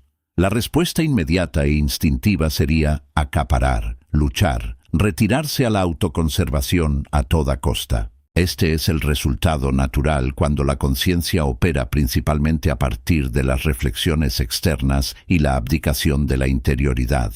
Pero dentro de este caos, un individuo, quizás una tranquila bibliotecaria o un ingeniero discreto, comienza a organizar recursos no para beneficio personal, sino para el bien colectivo. Arriesgan su propia seguridad para establecer una red clandestina para compartir alimentos, agua e información vital. Sus acciones no están impulsadas por un optimismo ingenuo ni por una súplica desesperada de reconocimiento. Son impulsadas por una convicción interna, una comprensión clara e inquebrantable de la humanidad compartida y el imperativo ético que trasciende las realidades brutales e inmediatas. La decisión de esta persona de actuar frente a la desesperación y el peligro absolutos no surge de una evaluación de riesgos calculada o de un deseo de recompensa. Emerge de un núcleo interno inquebrantable, una profunda alineación con una verdad tan fundamental que no puede ser comprometida. Su coraje no es la ausencia de miedo, sino la trascendencia de éste. Acceden a un poder que no disminuye ante las amenazas externas, porque su fuente no es externa. Su presencia, su calma resolución, sus acciones consistentes, nacidas de esta ciudadela interna, comienzan a cambiar el campo de resonancia local. Otros, al presenciar este compromiso inquebrantable, encuentran que sus propias voluntades fracturadas comienzan a unificarse. Un bolsillo de cordura, de decencia, emerge en medio de la locura, no por la fuerza de las armas, sino por el poder tranquilo y potente de una conciencia anclada en su núcleo inmutable. El entorno inmediato, aunque todavía peligroso, se reconfigura sutilmente por este decreto interno inquebrantable, ofreciendo una demostración tangible de cómo la matriz causal de la conciencia, cuando se ejerce desde su asiento soberano, puede comenzar a reesculpir los contornos mismos de la realidad manifiesta, una acción de principios a la vez. La verdadera fortaleza de cualquier ser, por lo tanto, no se mide por su poder externo, sino por la naturaleza inquebrantable de su fundamento interno. Chapter 7. From Inner Decree to Manifest Form. Our journey has mapped the nested structures of subjective existence. We have charted the interior ground of a consciousness capable of sculpting its own internal bedrock, constructing an immutable citadel. Now, we approach the threshold of its profound outward reach, the translocation of that inner decree into the objective contours of manifest form. This is no speculative venture, but a systemic actualization, an inherent consequence of the principles already disclosed regarding consciousness as a generative agent. The inner decree, issuing from the profound strata of your immutable citadel, extends beyond a simple cognition, a momentary impulse, or a fleeting aspiration. It is rather a deeply embedded certainty, a foundational apprehension of an affirmed reality within your being. It constitutes a declarative pronouncement of existence, articulated with the full executive force of your awakened consciousness. When referring to a decree, we signify a condition of absolute internal accord, an absolute synthesis where your perception, your conviction, and your gnosis cohere into a single, resolute truth. This truth bears no conditions. It does not rely on external confirmation or the provisional acceptance of present appearances. It simply is. It radiates from that bedrock core, the very substance of your being, undisturbed by external conditions and unmarred by the insistent hum of the ancillary mind. To grasp the full force of this decree, we must recognize its fundamental character as an act of volition, a deliberate deployment of your deepest liberty. It is the conscious invocation of proheresis, that singular human faculty to endorse or reject impressions, to discern what truly benefits and what truly harms, to contour the very internal landscape of your existence. The inner decree, consequently, is not a quiescent longing, but an assertive evaluation, a settled conviction refined within the forge of self-perception. It posits an internal truth, not as a future conjecture, but as an established fact of your current state. This demands a deep severance from the immediate sensory input, a stoic fortitude that designates external events as indifferent and rechannels attention wholly to the interior sphere where genuine origination resides. It entails the meticulous cultivation of an inner certainty so formidable it becomes impervious to the oscillating currents of events, a knowing that anticipates and thus governs perception rather than merely responding to it. This sustained internal pronouncement, rigorously upheld, initiates dynamics that surpass the immediate and the superficial. This deep-seated conviction, once indelibly set, extends its influence into the quantum domain of unmanifest potential. Understand this domain not as a barren void, but as an inexhaustible stratum of possibilities, a dynamic substrate where all latent realities subsist in superposition. Your consciousness, functioning as a causal architecture, does not simply witness this domain, it engages with it. It instills an order, a distinct resonance, upon this expanse of amorphous potential. The inner decree, thus, operates as a finely calibrated energetic emission, a coherent instructional code that commences the arrangement of existence's elemental substance. It is comparable to a sculptor eliciting a precise form from unhewn stone, not through coercion, but through the exact delineation of an intrinsic pattern. The interplay between your conscious decree and the quantum substrate constitutes a foundational principle of actuality. This is not a similitude, but an explanatory framework illustrating how the non-physical stratum of consciousness acts upon the pre-physical domain of potential. The quantum field, at its most elemental plane, is an informational plenum, a boundless articulation of data awaiting cohesive organization. Your inner decree, saturated with absolute conviction, operates as a singularly precise informational construct, a command of exceptional informational density. When your consciousness projects this coherent construct, it does not merely intimate, it dictates. It specifies a particular architectonic arrangement of information within the quantum field, thereby isolating a probability from the boundless spectrum of alternatives.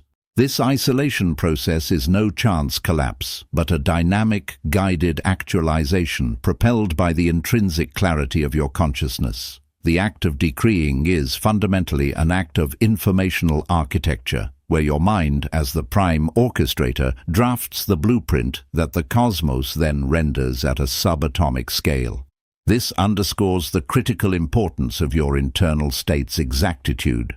An imprecise instruction yields an indistinct manifestation, while a meticulously defined internal actuality engenders an equally precise external congruence. The operational dynamics of this translation are anchored in the principle of coherence.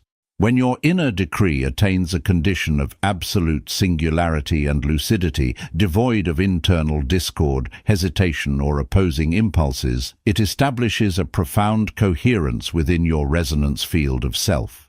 This field, rather than passively receiving external stimuli, transforms into an active projector. It transmits a specific arrangement, an energetic schema that aligns with its pronounced internal verity. This projected arrangement does not endeavor to conjure existence from void. Instead, it judiciously extracts from the boundless potentials within the quantum field, actualizing a specific probability wave into objective reality. This is a process of selective precipitation and materialization, wherein the cosmos, in its inherent responsiveness, echoes the precisely articulated internal condition. This resonance field of self is no mere analogy. It is the energetic articulation of your unified consciousness, an eminent signature of focused intent that extends beyond your corporeal limits. Envision it as a beacon, perpetually broadcasting the aggregate of your internal evaluations and tenets. When your inner decree achieves coherence, this field projects a singular, potent waveform. This waveform subsequently engages with the ambient energy and information of the quantum field, establishing a concordant oscillation. This is a primary tenet of physics. Congruence precipitates congruence, not by arcane means, but through energetic disposition. The cosmos, being inherently oscillatory, conforms to the prevailing frequency. It structurally recalibrates itself to correspond with the energetic schema you are projecting. This concerns not superficial pleasantries, but the fundamental architectonic robustness of your internal truth. Any internal dissonance, any indecision within the decree introduces interference into this projection, fracturing the waveform and reducing its capacity to systematically order potential. Therefore, the integrity of your resonance field corresponds directly to the resolute clarity of your internal judgment. Conceive of the cosmos as an immense, interwoven matrix of nascent potentials.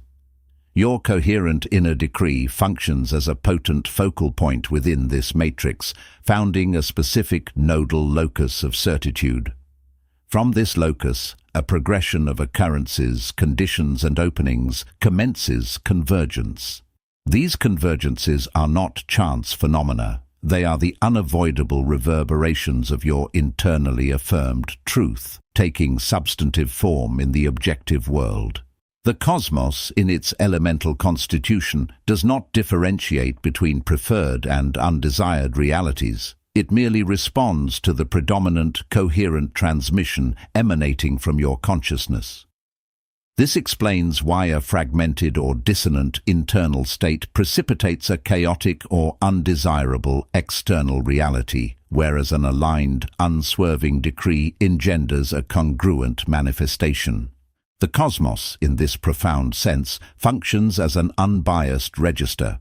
It does not appraise the subject of your decree, only its internal cohesion and profundity. It does not weigh your merit, but simply renders the prevalent pattern of your conscious emission. This responsiveness inheres in its fundamental organization, not as a benign or malign agency. It proceeds according to axioms of causality, wherein conscious intent serves as the ultimate originating impetus. Hence, the succession of occurrences that follows a coherent decree is not a serendipitous occurrence, but a precisely programmed sequence. Synchronicity, often misconstrued as simple fortuity, unveils itself as the emergent attribute of a conscious attunement. These are not arbitrary propitious incidents, but the perceptible indices of a more profound foundational accord. They are the cosmos's affirmation that your internal decree has been acknowledged, integrated, and is undergoing materialization. Every event, every encounter, every subtle alteration in your surroundings begins to converge toward the construct you have solidified within your citadel. This is the functional outcome of abiding within a cosmos that is inherently receptive to the informational architecture of consciousness itself. The actualization process itself seldom occurs in an instant. It is an iterative, progressive dynamic, a continuous trajectory of emergence. The initial inner decree functions as the elemental precursor. This precursor, however, demands sustained sustenance, a consistent and resolute affirmation of its veracity from within your immutable citadel. Each instance you uphold that internal accord, every choice you make that harmonizes with that affirmed truth, every perception you process through its aperture, incrementally reinforces the coherent waveform. It accumulates impetus, slowly yet irresistibly sculpting the external terrain.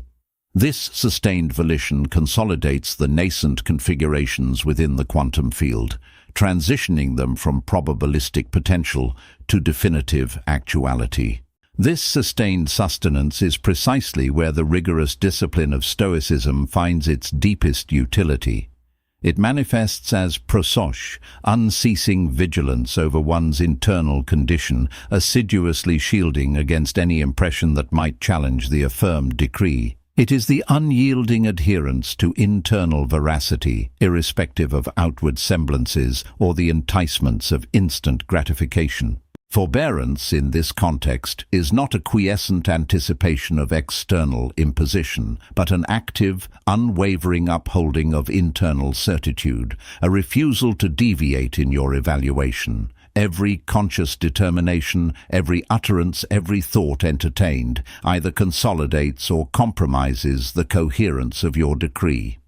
This perpetual reaffirmation is what transmutes a nascent probability into an established actuality. It is the iterative practice of mentally inhabiting the desired state, of making selections as if the decree were already wholly manifest. This transcends simple fancy. It is the disciplined emanation of a coherent internal actuality onto the pliant medium of the quantum field, progressively guiding its transition from potentiality to form. This sustained mental rigor serves as the primary driver of consistent actualization. Contemplate the subtle, yet penetrating leverage of this sustained decree. It reconfigures your perceptual apparatus, enabling you to apprehend opportunities and linkages that were formerly imperceptible. It subtly steers your volitions and tendencies, aligning them with the emergent actuality. It biases the probabilities of external occurrences, channeling towards you the precise constituents required for its materialization. This is not about compelling a specific outcome. It concerns establishing a foundational internal truth that the objective world must, by its inherent constitution, ultimately articulate. The cosmos is not an unyielding antagonist. It is a meticulously structured system that reacts with absolute exactitude to the directives it receives from a coherent causal matrix. The reconfiguration of perceptual apparatus represents a profound neuro-metaphysical occurrence. When your inner decree holds firm, your neural networks literally recalibrate their sensory thresholds, foregrounding data that harmonizes with your internal truth while consigning discordant input to peripheral status. This transcends a simple subjective bias. It constitutes a reordering of your sensory apprehension, founded upon a novel internal operative architecture. Opportunities ever present within the ambient environment become suddenly legible because your internal construct is now keyed to their recognition. Concurrently, your inclinations and actions are subtly directed. The optimal choice feels intrinsic. The subsequent progression unfolds intuitively, not as an exertion, but as an elegant efflux of aligned conduct. This signifies the cosmos providing the exact armature for your internal design. The probabilities of external events are not forcibly manipulated, but instead, through the principle of resonance, specific probabilities are augmented while others recede. This exemplifies the genuine import of attunement, a selective intensification of congruent potentialities. You are not coercing actuality to your bidding through sheer imposition. You are unifying your volition with the intrinsic receptivity of reality, permitting it to organically arrange itself according to the coherence of your internal directives. The impediments to actualization, consequently, seldom originate externally. They stand almost invariably as expressions of an inconsistent or vacillating internal mandate. A decree tainted by skepticism, compromised by apprehension, or gainsaid by unscrutinized convictions harbored within the subconscious mind, possesses insufficient coherence to exert a decisive impact on the quantum field. It propagates a fractured waveform, engendering a fragmented actuality. The contest is not against external pressures, but against internal discontinuity. It is the demanding task of upholding the absolute soundness of your inner veracity, shielding it from the erosive sway of outward presentations and deeply entrenched habitual thought forms. The immutable citadel, once actualized, offers the vital refuge for this profound undertaking of internal refinement and enduring certitude. The character of these internal impediments warrants scrupulous scrutiny. Skepticism is not a mere passing thought. It functions as a counter-evaluation, a simultaneous pronouncement that the sought-after actuality is neither valid nor attainable. This cultivates a destructive interference pattern within your resonance field, effectively negating the executive force of your primary decree. Apprehension, likewise, serves as a potent opposing algorithm, casting undesirable probabilities and embedding them within the quantum field. It is an appraisal of imminent deficiency or detriment, which, if permitted, will externalize. Most insidious are the uninvestigated convictions embedded deep within the subsurface mind. These are profoundly fixed assessments concerning oneself, the world, or one's capacities frequently established in formative years, which function tacitly as subconscious mandates. Should your conscious inner decree affirm plenitude, yet a subconscious conviction persists that you are undeserving or that provisions are limited, the resultant discontinuity will unfailingly undermine your endeavors. The task, then, is one of profound internal inquest. To pinpoint these contending internal directives, to elevate them into the domain of conscious apprehension, and to systematically deconstruct them through reasoned discernment and sustained internal repatterning. This internal purgation is the most exacting, yet most edifying dimension of the entire trajectory, for it is within this alembic that authentic self-governance is wrought. It exacts an unyielding devotion to verity, an unceasing quest for internal lucidity, and a stoic dispassion toward the disquiet that emerges from confronting one's own ingrained misapprehensions. Thus, the progression from inner decree to manifest form is defined by scrupulous congruence. It exacts an absolute devotion to the veracity you have established within your innermost essence. It necessitates the resolute preservation of that internal state, entirely independent of present conditions. When this convergence is actualized, when the inner decree is sustained with unshakable certitude, its external emergence becomes not merely feasible, but an intrinsic and unavoidable outcome. It is the spontaneous efflorescence of potential into actuality, a testament to the profound generative potency of consciousness. The manifest world thereupon ceases to be a domain of fortuity or arbitrary destiny. It unveils itself as a painstakingly composed externalization, a direct projection of the truth you have mandated from your deepest core. This process, once apprehended and consistently engaged, bestows a profound command over the very substratum of your experiential actuality. This command is not an authorization for unrestrained impulse, but a profound custodianship.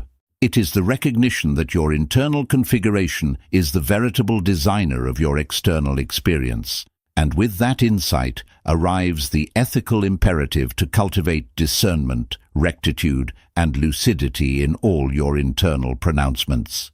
The world you inhabit in every specific detail serves as a precise, responsive inscription of the immutable truths you forge within your singular consciousness. Chapter 8. The Architecture of Intent. The power of an inner decree, once understood as the deliberate act of directing conscious energy, finds its true potency not in the mere utterance, but in the meticulous design that underpins it. This is not about a fleeting wish, nor a sudden declaration born of impulse, but about the profound discipline of architecture, the structured and thoughtful construction of intent. Just as a grand edifice rises from a precise blueprint, so too does a willed reality emerge from an intention crafted with foresight, detail, and unyielding clarity. Consider the distinction between a vague aspiration and a fully architected intent. An aspiration, however heartfelt, often remains a spectral outline, lacking the specific gravity to coalesce into form. It drifts unanchored in the vast potential of the unseen. An architected intent, conversely, is a scaffold of directed thought, each beam and buttress placed with deliberate precision. It is the transformation of an abstract longing into a tangible mental construct, detailed to the very sinews of its envisioned existence. This process begins with specificity, not merely as a descriptive exercise, but as an act of fundamental shaping. Where many falter is in the broad stroke of their desires. I wish for success, or I desire happiness. Such pronouncements, while emotionally charged, are devoid of the structural integrity required to engage the causal matrix. Success, in its purest form, is not a monolithic outcome, but a composite of defined achievements, each with its own parameters, its own milestones, its own felt experience. Happiness is not a static state, but a dynamic interplay of present circumstances, personal relationships, and internal equilibrium, all subject to the conscious shaping of our design. To architect intent, then, is to render these abstractions concrete within the theatre of the mind. It is to delineate the contours of a desired outcome with such exactitude that it becomes virtually palpable. This involves identifying the precise qualities, the measurable attributes, the sensory experiences, and the contextual relationships that define the intended reality. For instance, the desire for financial abundance transforms into a blueprint specifying the numerical thresholds, the sources of income, the methods of value creation, the lifestyle it enables, and the sense of security and freedom it confers. Each element is not merely imagined, but built into the conceptual framework of the intent, lending it substance and form. This detailed construction is paramount because the universe, in its responsive capacity, does not merely react to the idea of a thing, but to the vibrational signature of a thoroughly conceived form. A nebulous desire emits a diffuse signal. A precisely architected intent broadcasts a clear, resonant frequency. This clarity functions as a magnet, drawing in the complementary elements from the field of potentiality. It allows the subtle forces that govern manifestation to align with a specific target, rather than dissipating their energy across an undefined landscape. Furthermore, the architecture of intent demands a hierarchical alignment. Rarely does a significant objective stand in isolation. It is typically a zenith, supported by a network of subordinate intentions. A grand vision, therefore, must be broken down into its constituent elements, each becoming a subsidiary intent, meticulously designed and aligned with the overarching purpose. This is not simply a matter of setting smaller goals, it is about recognizing the interconnectedness of all aspects of a willed reality. Each subordinate intention acts as a foundational support, contributing to the stability and coherence of the whole. Consider the individual who intends to cultivate profound personal tranquility. This grand intention cannot simply be willed into existence without further architectural work. It requires the deliberate construction of supporting intentions. Perhaps the intent to establish a daily practice of mindful reflection, to cultivate specific forms of empathetic engagement, to meticulously manage informational input, or to foster environments conducive to inner peace. Each of these supporting intentions, in turn, may require its own architectural detailing. The daily practice of reflection, for example, might be architected to include a specific duration, a particular method of attention, and a dedicated space, ensuring its structural integrity within the larger blueprint. This process of hierarchical architecting is a profound exercise in self-awareness and foresight. It forces a confrontation with the true scope of one's desires, revealing not only the destination, but also the necessary steps, the inherent challenges, and the potential transformations required along the way. It is a proactive engagement with causality, an acknowledgement that effect flows from cause, and that the most potent causes are those meticulously designed. The structural integrity of intent is also deeply intertwined with the element of belief. While the decree in Chapter 7 set the internal directive, the architecture of intent provides the blueprint. Belief, in this context, is the mortar that binds these structural elements, the concrete that fills the forms. An intent, however beautifully architected, will remain a theoretical possibility without the bedrock of conviction that it can be. This conviction is not a mere intellectual assent, but a deep, pervasive knowing that permeates the entirety of one's being, resonating through the conscious and subconscious mind. When we architect an intent, we are not simply drawing lines on a conceptual page. We are simultaneously imbuing those lines with the energetic substance of our conviction. The process of detailing, of clarifying, of hierarchically aligning inherently strengthens this belief.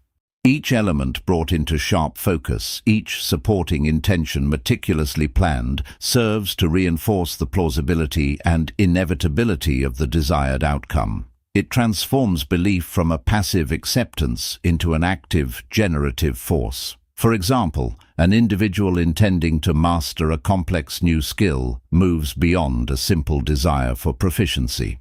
They architect an intent that delineates the learning trajectory, the specific resources to engage, the mentors to seek, the practice regimens to implement, the feedback loops to establish, and the observable metrics of progress. As each component of this architectural plan is formulated with precision and integrated into a coherent whole, the belief in achieving mastery deepens. The abstract goal becomes a concrete, step-by-step reality within the mind, making its eventual manifestation not just possible, but demonstrably achievable. The architecture itself becomes a scaffold for unwavering belief. This rigorous construction of intent stands in stark contrast to passive wishful thinking. A wish remains in the realm of hope, a fragile emanation that often dissipates without sufficient grounding. Wishful thinking often involves an externalization of responsibility, a silent plea to forces beyond oneself.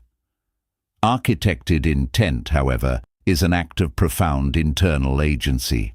It is the conscious acceptance of responsibility for shaping one's future, a declaration that one is not merely a recipient of fate, but an active designer of destiny. It is the embodiment of the Stoic principle that while external events may not be within our direct control, our internal response, our purpose, and our intentional output most certainly are.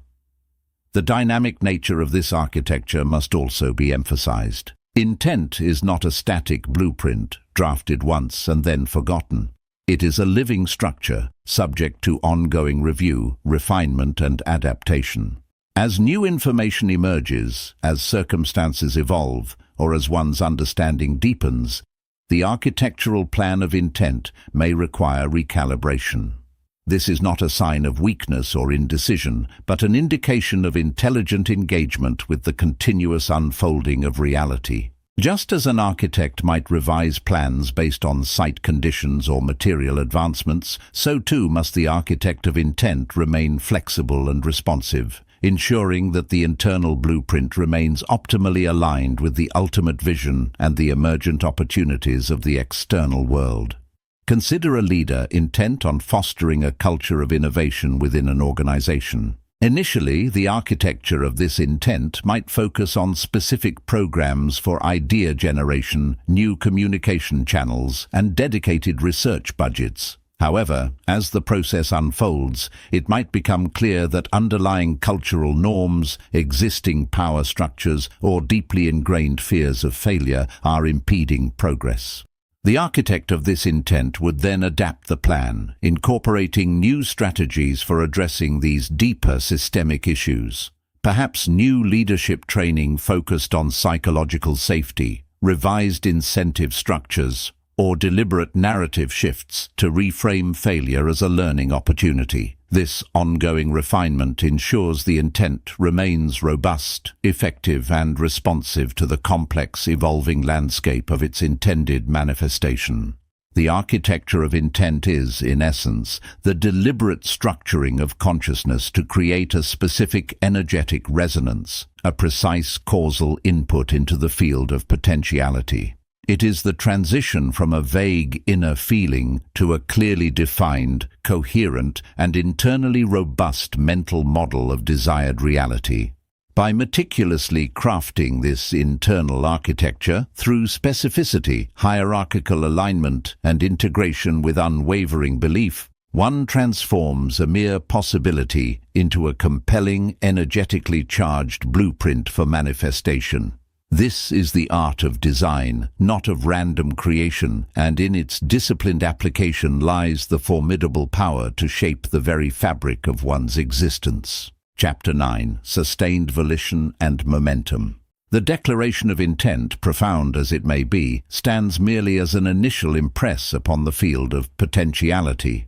It is the crucible where possibility first takes a nascent form, a luminous outline against the vast backdrop of unmanifested states. But this initial contour, however clear, is susceptible to the entropy of disuse, to the pervasive pull of the default current.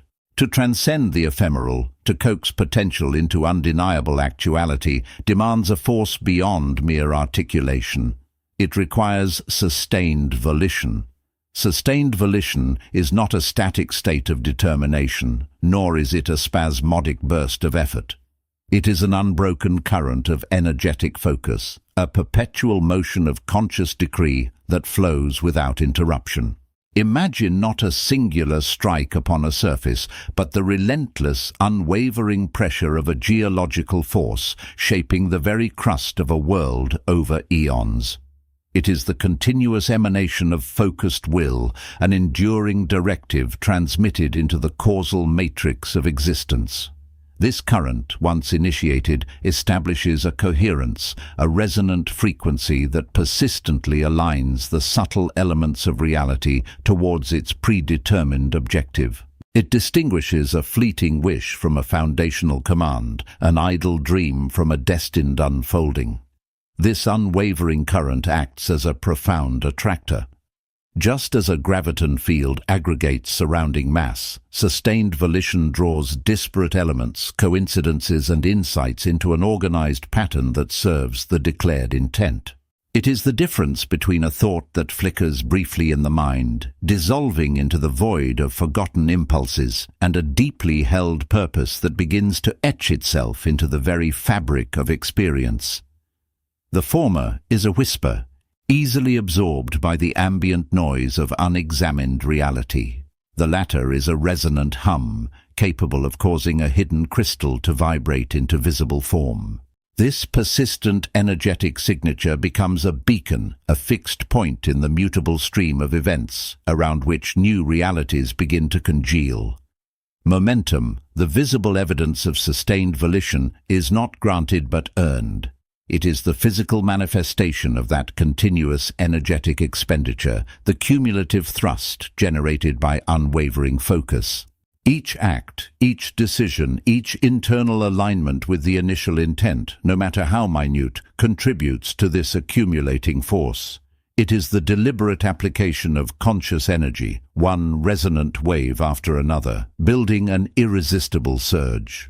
This surge, once established, carries with it an inherent inertia that makes deviation increasingly difficult and progress increasingly effortless.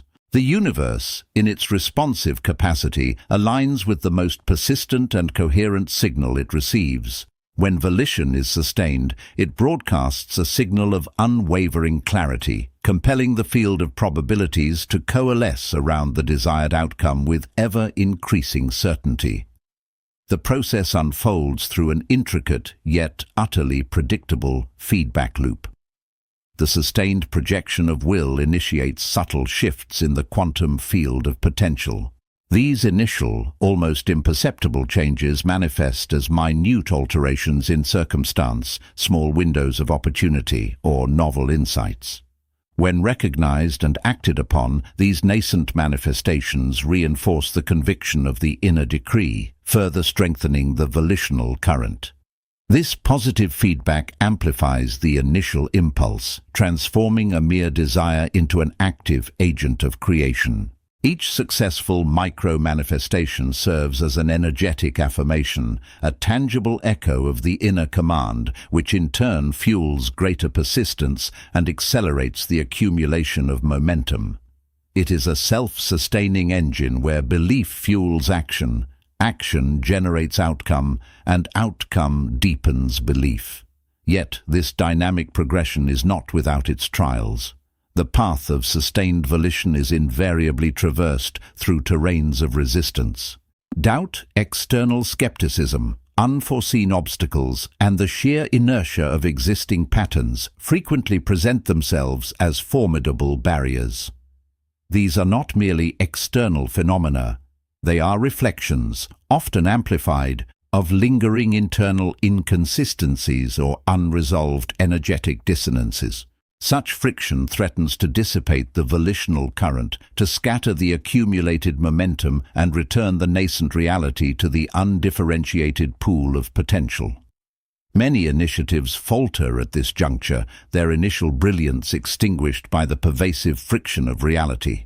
True sustained volition, however, does not merely push against these resistances, it integrates them. It is the unwavering inner commitment that, rather than being broken by the impact, absorbs the shock, recalibrates, and continues its forward trajectory, using the very friction as a means to refine its own energetic signature. It transforms perceived opposition into a necessary counterpoint, a challenge that sharpens the edges of resolve and clarifies the imperative of the objective. At a deeper quantum level, sustained volition acts as a relentless, focused observer. As the principles of quantum mechanics reveal, observation collapses probability waves into definite states. A fleeting observation yields an ephemeral outcome. A sustained, unwavering observation, imbued with the full force of intent, relentlessly collapses myriad potentials into a single solidified reality. It is the continuous choosing of a specific outcome, moment after moment, against the backdrop of all other possibilities, that compels the universe to align. This persistent choosing is not merely intellectual, it is an energetic act, a constant allocation of conscious attention and emotional commitment towards a singular desired state. Each repeated act of choosing reinforces the gravitational pull of that specific potential, causing it to attract more of its own kind and repel divergent possibilities. The internal crucible of endurance is where the true power of sustained volition is forged.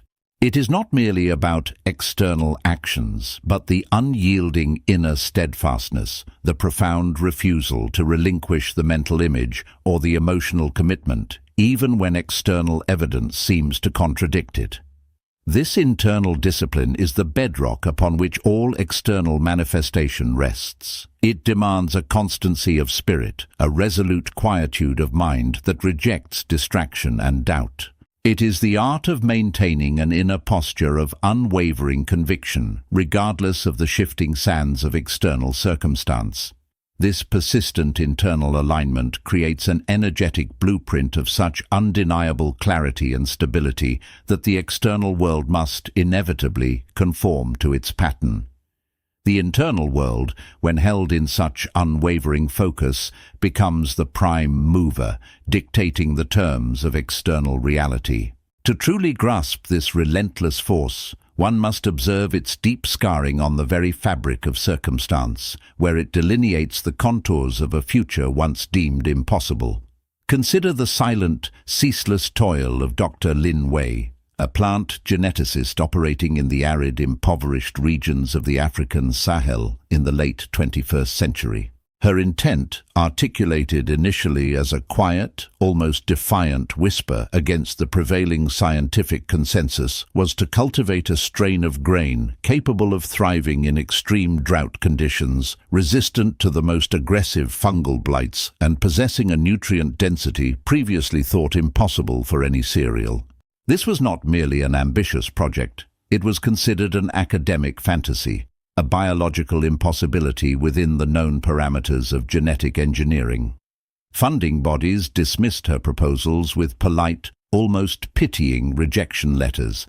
Established agricultural institutions, bound by paradigms of incremental improvement, viewed her work as an esoteric pursuit, a drain on resources that could be better spent on conventional methods. Dr. Wei had no large-scale laboratories, no sophisticated genetic sequencing machines beyond basic aging models. Her initial experimental fields were small, hand-tended plots under the unrelenting sun, her team consisting of a handful of skeptical but loyal local farmers. Yet her volition was a current unbroken. Every sunrise, every parched evening, she was present in those fields, meticulously cross-pollinating, carefully observing the nuanced responses of her modified seedlings. Rejection from a grant application was met not with despair, but with a renewed internal declaration to prove the naysayers wrong. A harvest failure due to an unforeseen pest infestation merely clarified the next variable to address, the next genetic modification to attempt. The relentless wind, the scorching heat, the intermittent, devastating droughts that wiped out entire seasons of work were not seen as deterrents, but as the very conditions her new strain must overcome. Her intent was not to try to create a new grain. Her intent was to bring forth this specific, resilient grain. For 27 years, her work remained largely unnoticed, except by the local communities who, despite their pragmatic skepticism, observed her unwavering presence. She faced ridicule at obscure scientific conferences when she dared to present her increasingly unusual findings. Her personal life became entirely subordinate to this singular pursuit. She slept little, consumed by the intellectual challenge and the visceral need she saw reflected in the eyes of hungry children. The genetic sequences she meticulously manipulated were not abstract data points. They were the living code of hope, etched into her consciousness with every failed experiment and every minute success. Her persistence was not a blind stubbornness, but an intelligent, adaptive application of will, constantly learning, refining, and redirecting her energetic focus with each new piece of feedback from the plants themselves. Then, in the 28th year, a subtle shift occurred. A particularly severe, prolonged drought decimated all conventional crops in the region. But in Dr. Wei's experimental plots, a new strain, the culmination of thousands of iterative genetic adjustments and unyielding focused intent, not only survived, but flourished. Its stalks were robust, its grains plump and nutrient-rich, its roots burrowing deep to find residual moisture. It was a plant that seemed to defy the very laws of its environment. The local villagers, astonished, began to cultivate it.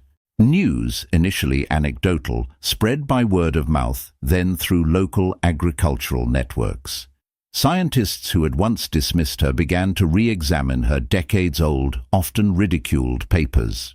The grain, eventually named Wei's resilient strain, did not emerge spontaneously. It was pulled into existence by an unbroken current of sustained volition, a relentless expenditure of conscious energy and intellectual fortitude over decades. It demonstrated that the physical world, no matter how entrenched in its patterns, yields to the persistent, coherent command of focused will. Dr. Wei's initial, solitary intent, nurtured with unwavering resolve through countless failures and rejections, had carved a new reality into the harsh landscape of a continent. Her life's work stands as a testament not merely to scientific ingenuity, but to the profound power of an individual human consciousness to bend the arc of material existence through the sheer, unyielding force of sustained will. It underscores that the most enduring architectures of reality are not merely conceived, but relentlessly willed into being through the unwavering commitment of the self, transforming the ephemeral into the enduring and the impossible into the undeniable. Chapter 10. The Forging of Proximate Reality. We stand now at the precipice where the torrent of sustained volition, having gathered its immense momentum, begins its inexorable engagement with the raw substance of our immediate existence. This juncture is not merely a theoretical leap, but the crucible where abstract decree transmutes into palpable form. It is the very heart of what we term the forging of proximate reality, a process far more intricate and demanding than a simple declaration of intent, yet profoundly within the dominion of the conscious architect. Having established the architecture of intent, and having learned to maintain an unwavering stream of volition, we confront the next critical phase: how this concentrated inner force actively sculpts the very fabric of our lived experience, moment by moment. Proximate reality is not the distant horizon of a grand ambition, but the ground beneath our feet, the immediate circumstances, the unfolding interactions, the opportunities that present themselves, and the challenges that arise within our perceptible sphere. It is the immediate response of existence to the pressure of our focused, sustained will. The forging itself is not a sudden, cataclysmic event, but a deliberate, iterative process, akin to the smith working molten metal. The smith does not simply wish a blade into being. He applies constant intelligent force, observes the material's response, and adjusts his technique with precision. In the same manner, the conscious agent, armed with refined intent and persistent will, applies this inner pressure to the malleable, responsive substrate of their immediate world. This isn't about conjuring objects from thin air, but about shaping the conditions and configurations of experience. Consider the field of potentiality that surrounds us, constantly in flux, awaiting definition. Our sustained volition acts as a powerful ordering principle within this field. It begins to polarize possibilities, drawing certain elements into coherence and pushing others into abeyance. This is not a passive attraction, but an active, energetic imposition of internal order upon external chaos. The resonance field of self, now pulsating with the focused energy of a clear, persistent will, initiates a subtle but potent reorganization of the immediate environment. The granularity of this forging is paramount. A grand intention, say, to build a monumental enterprise does not manifest as an instant, fully formed corporation. Instead, the sustained volition behind it begins to forge the proximate steps. The opportune meeting, the sudden insight into a critical flaw, the unexpected resource, the removal of a specific obstacle. These are the immediate, tangible pieces of reality that begin to align themselves in response to the pressure of a consistent inner decree. Each small alignment is a facet of proximate reality taking shape, a direct consequence of the continuous application of will. This process demands a keen awareness, for the nascent proximate reality provides constant feedback. The subtle shifts in circumstance, the appearance of new information, the unexpected ease or resistance encountered. These are not random occurrences, but reflections of the ongoing interaction between inner intent and outer expression. An astute observer learns to discern these signals, not as directives to abandon the forging, but as precise data points for refinement.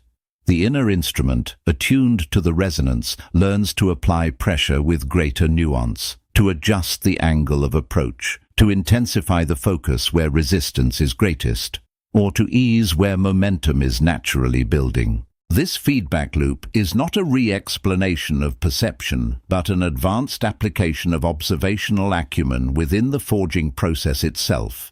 It ensures that the sustained volition remains intelligently applied, adapting to the dynamic unfolding. The initial stages of forging often encounter the inertia of default reality. The world, left to its own devices, tends to perpetuate its existing patterns. To introduce a new pattern, to impress a new form onto this established flow, requires a sustained, energetic output that overcomes this inherent resistance. This is where the relentless quality of volition becomes indispensable.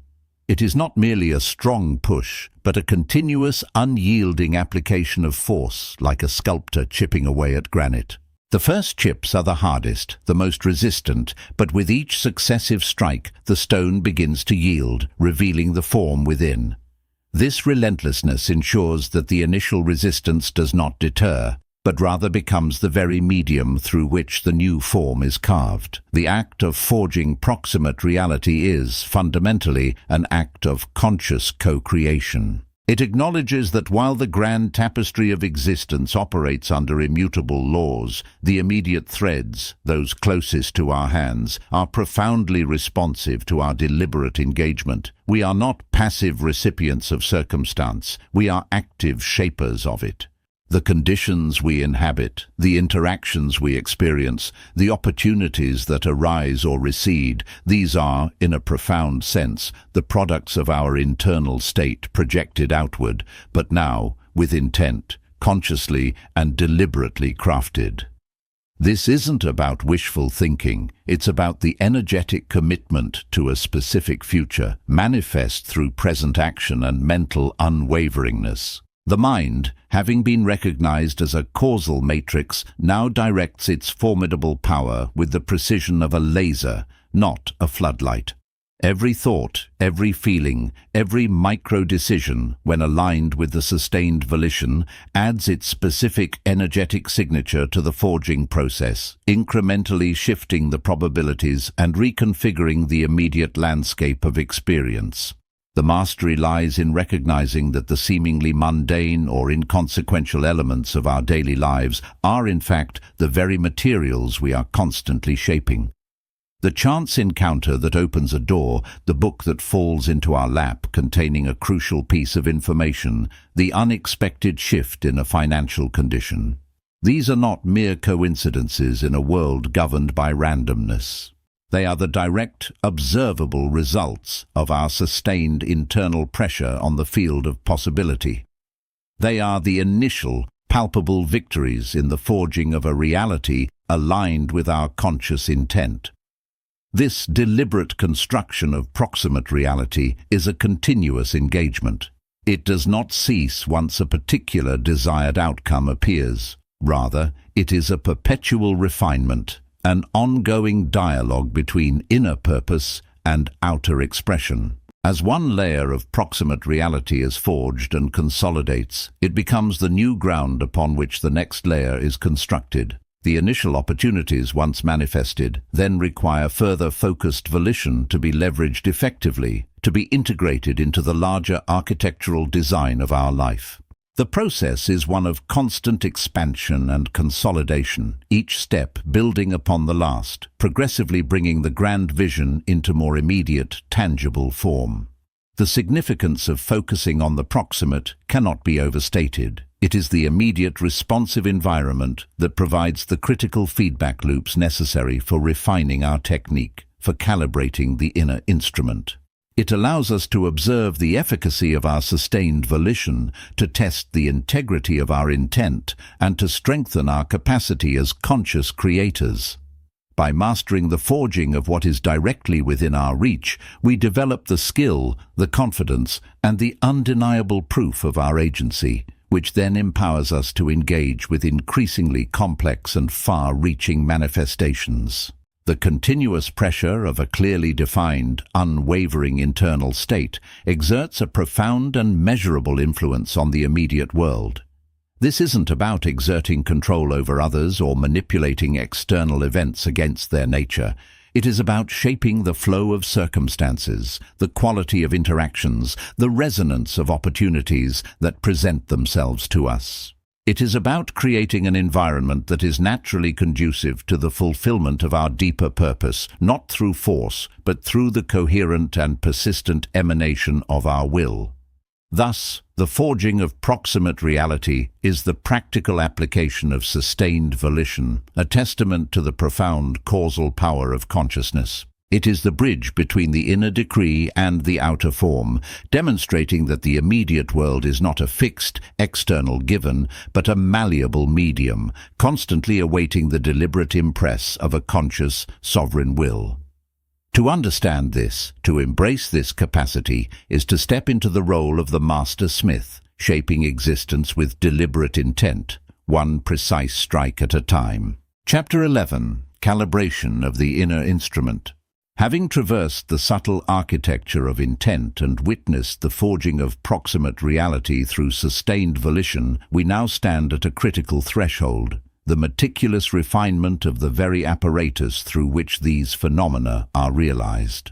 The world you inhabit, the experiences that coalesce around your being, are not merely external occurrences. They are the direct, configuring emanations of an intricate internal mechanism. This mechanism, the generative core of your consciousness, demands not merely passive activation, but continuous, deliberate calibration. Envision this internal instrument as a dynamic system of perception and projection, intrinsically wired to engage with the primal informational field of existence. Its every subtle shift in configuration, its every coherent modulation, broadcasts a distinct pattern into the quantum flux, influencing the probabilities that resolve into manifest form. Should your experiential domain appear discordant, if its structures seem misaligned, the root cause seldom lies in an inherent defect within the universal plenum. It is almost invariably a subtle incoherence within your own conscious apparatus. Calibration, therefore, is the conscious act of aligning your subjective architecture, ensuring that the informational decrees you transmit are pure, precise, and perfectly congruent with your deepest, most authentic existential directive. The principal impediment to this precise resonance is internal disarray, the subtle, often subliminal static generated by unexamined assumptions, fragmented epistemologies, and unresolved affective imprints. These are not overt pronouncements, but rather a pervasive cognitive hum, subtly warping the integrity of your intent. A mind habituated to reactive patterns, whose perceptions are refracted through obsolete interpretative frameworks, functions not as a clear lens, but as a dense medium, scattering the light of pure volition. The emanation of your conscious directive, though potent in its origin, becomes diffuse, its clarity compromised, resulting in a manifest reality that feels less like a deliberate orchestration and more like a series of accidental, approximate configurations. To undertake this calibration is to engage in a profound act of auto-epistemology. It necessitates an unblinking internal scrutiny, not to cast judgment or condemnation, but to observe the operational parameters of your own consciousness with dispassionate, scientific curiosity. What are the default axioms of your inner discourse? What effective currents habitually circulate beneath the threshold of your awareness, unacknowledged yet profoundly influential in their energetic consequence? These unexamined strata function as subtle gravitational wells, bending the trajectory of your intentions, subtly diverting them from their uncompromised course. The objective is to identify these distortions not through forceful suppression, but through the steady, illuminating vector of conscious attention. Once brought into this heightened clarity, their capacity to subtly reroute your inner decrees diminishes, paving the way for a more direct, uncompromised expression of your will. The reciprocal exchange of proximate reality serves as an indispensable diagnostic instrument in this process. Every encounter, every outcome, every circumstance that unfurls before you is a precise, immediate metric of the calibration state of your internal instrument. If you observe persistent patterns of undesirable manifestations or a consistent divergence between your declared intent and its actualization, this signifies not external resistance, but rather an imperative to scrutinize the internal mechanism with greater precision. The universe is not an arbiter. It is a profound configurator, configuring itself with perfect fidelity to the coherent signature you consistently project. This understanding fundamentally shifts the locus of causal agency, transforming perceived external challenges into invaluable internal data points. It recontextualizes apparent failures not as insurmountable obstructions, but as crucial indicators of specific parameters within your own being requiring finer tuning. Consider the quantum field, that undifferentiated plenum of pre-materiality, ever responsive to the conscious observer. Your internal instrument is that observer, and its state of calibration directly dictates the specificity and coherence of the potentials it collapses into form. An instrument plagued by internal dissonance projects a fuzzy, incoherent intention onto the pre-formative matrix, resulting in diffuse and often unsatisfying actualizations. Conversely, a finely tuned instrument, clear of internal disarray and harmonized in its various components, can articulate a precise and potent directive, guiding the probabilities with a clarity that approaches inevitability. This is not about the crude application of brute force will, but about the exquisite precision of a focused, coherent consciousness. The methodology for this profound calibration is neither arcane nor labyrinthine, yet it demands disciplined application of sustained awareness. It commences with the cultivation of attentional purity, the capacity to direct your mental focus with such unwavering precision that it functions as an acute instrument of discernment, penetrating the strata of cognitive noise and emotional turbulence. This is not mere concentration, but a sustained, deliberate anchoring of consciousness to the immediate present, allowing the subtle nuances of your internal state to become fully discernible. Within this purified attentional field, the insidious nature of automatic thought patterns, the subtle tyranny of unexamined emotional habits, becomes starkly apparent. With this profound clarity, the process of retuning begins. Emotional discernment holds a critical architectonic role. Emotions are dynamic affective forces capable of profoundly amplifying or disrupting the signal of your intent. An uncalibrated instrument permits emotions to dictate its primary frequency, broadcasting erratic and often contradictory signals. Calibration involves recognizing emotions not as absolute masters, but as vital sensory data, providing invaluable insight into your current energetic configuration. It is about allowing emotion to transit through your being, to be acknowledged and understood, without permitting it to usurp the cognitive command center of your consciousness. By observing emotions without identifying with their transient nature, you begin to detach from their automatic reactive power, liberating your internal instrument to operate from a more stable and deliberate frequency. This is the profound Stoic insight applied, not to extirpate emotion, but to recontextualize it within a framework of conscious choice and rational discernment, rendering it an ally rather than an impediment to precise calibration. Furthermore, the deep deconstruction of core beliefs is paramount. Throughout life, we accumulate layers of foundational assumptions about ourselves, about others, and about the fundamental nature of reality. Many of these beliefs operate beneath the threshold of conscious awareness, functioning as pre-programmed filters that distort perception and constrain potential. An unexamined belief system can act as an opaque barrier, refracting the pure light of intent into fragmented, less potent expressions. Calibration necessitates a courageous and systematic inquiry into these underlying axioms, asking why you believe what you believe, tracing the origins of these mental constructs, and consciously evaluating their congruence with the reality you truly seek to forge. This is an ongoing process of intellectual honesty and existential courage, systematically disarticulating restrictive mental frameworks to erect a scaffold of empowering, expansive truths.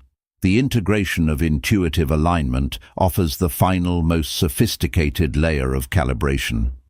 Beyond logical discernment and emotional mastery lies a deeper cognition, a subtle attunement to the pervasive existential flows that precede conceptual thought.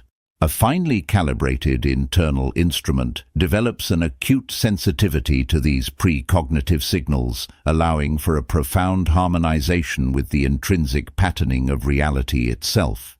This is not about abandoning reason, but about expanding the scope of your awareness to include forms of intelligence that operate beyond the linear confines of the intellect.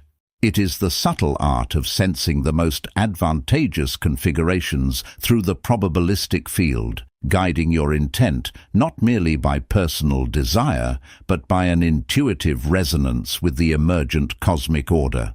This level of calibration allows your inner decrees to manifest with a grace and effortlessness that transcends mere exertion of will. This journey of calibration is not a singular event, but a sustained process of vigilant self-awareness and deliberate adjustment. It represents the commitment to living in a state of continuous refinement, where every thought, every emotion, every action is observed, assessed, and, if necessary, retuned to align with your highest directive.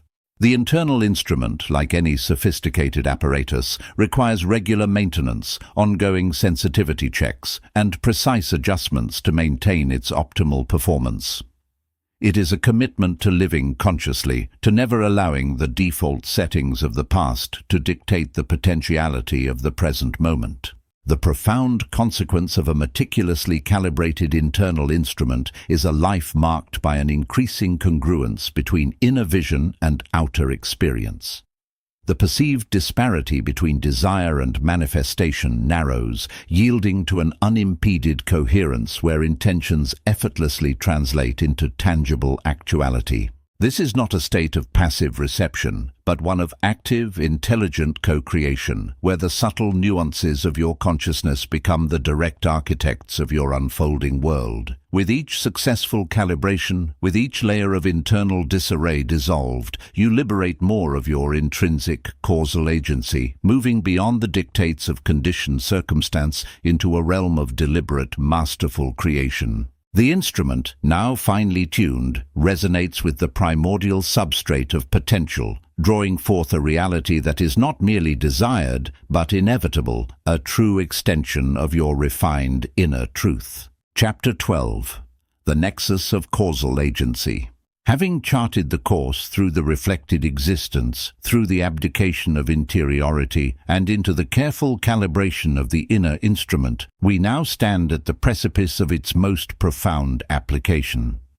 Our journey has revealed the fundamental truths of consciousness as a causal matrix, the unwavering strength of the immutable citadel within, and the precise architecture required for intent to manifest.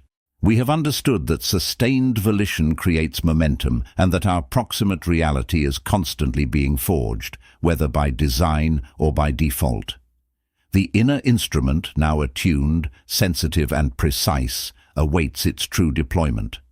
This brings us to the very heart of directed influence, the nexus of causal agency. This nexus is not a metaphorical location, but a functional intersection. It is the precise point where the refined energy of your calibrated inner state, your deliberate intent, and your unwavering volition converges with the raw potentiality of existence.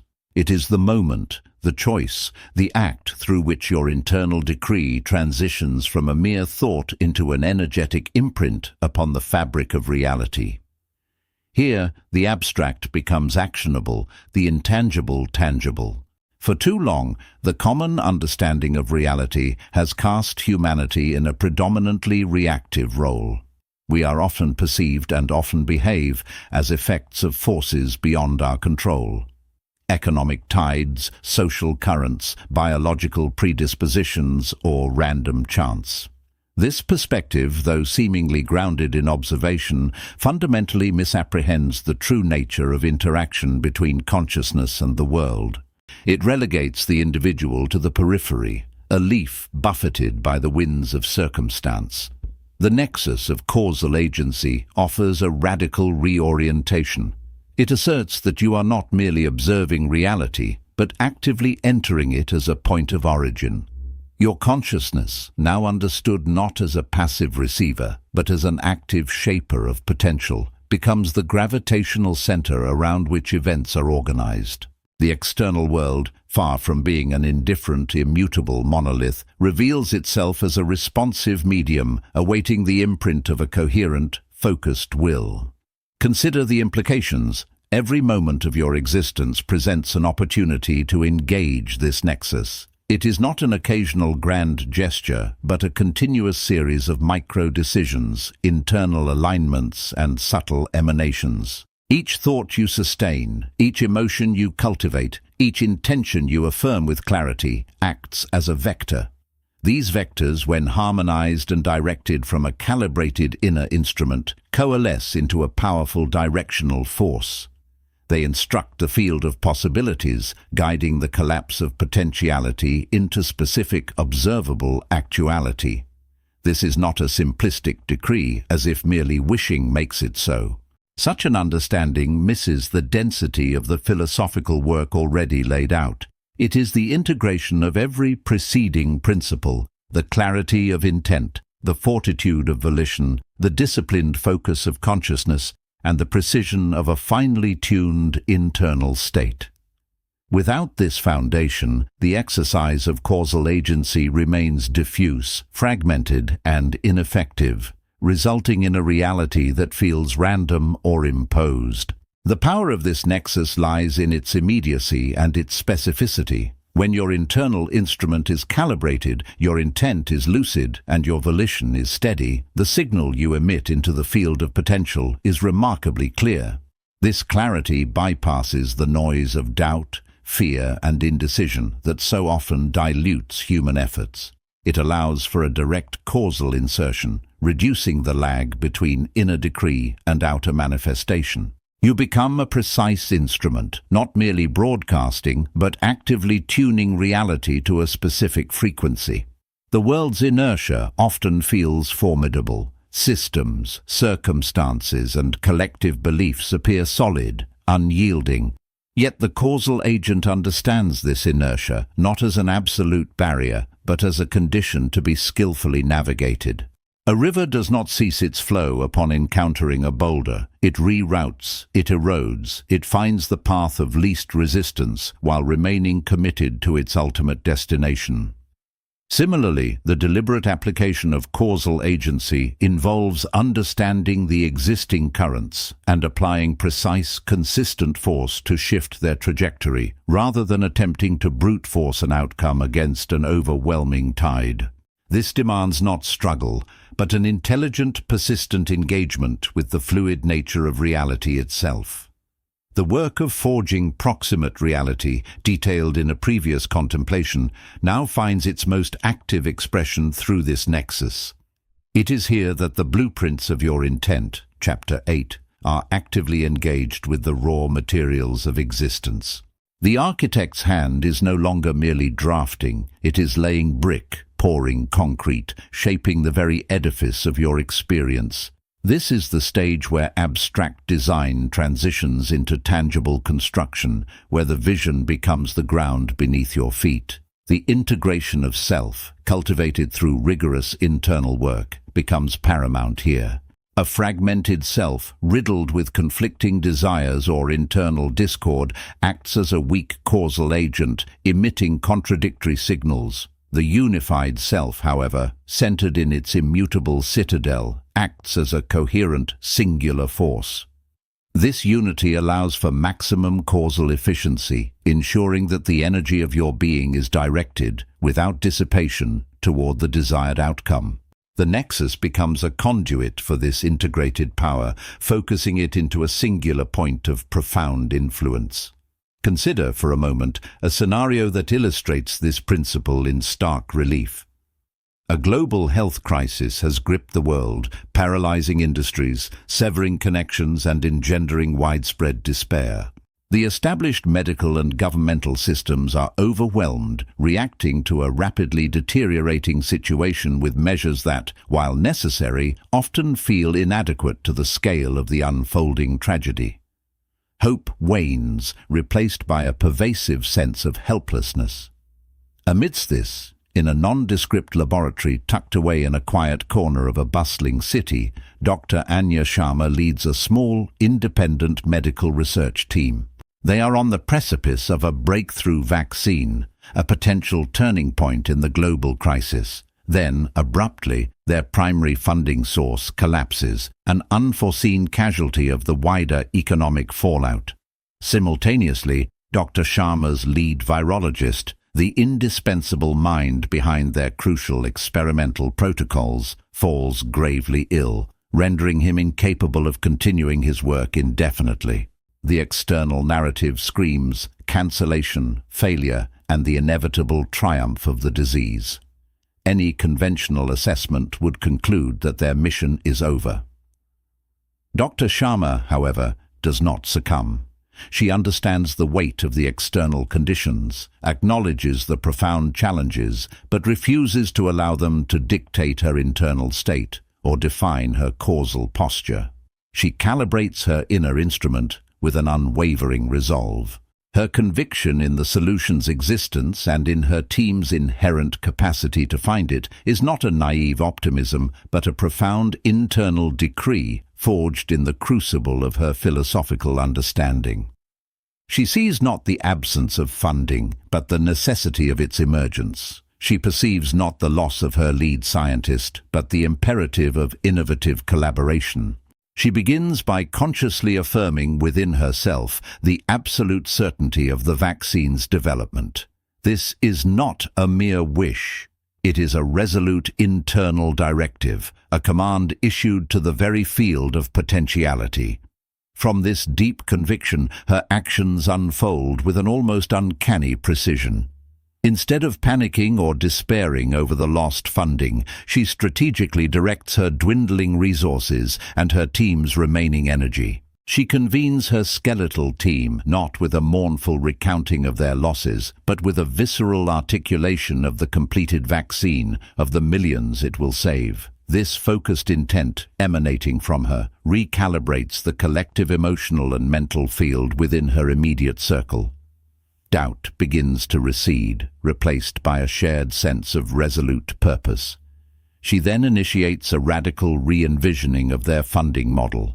Rather than pursuing traditional grants, which are now frozen, she targets an unconventional network of philanthropists known for their bold, high-risk investments in paradigm-shifting technologies. Her approach is not one of desperate pleading, but of presenting a future already manifested in her mind. She articulates with crystalline clarity not the research process, but the impact of the already existing vaccine. Miraculously, a new, albeit smaller, funding stream materializes from a previously unknown source, an investor drawn by the sheer, unshakable conviction in Dr. Sharma's voice. This is the direct forging of proximate reality, sculpted from an inner decree. Simultaneously, she innovates a new method for her team to continue critical research remotely.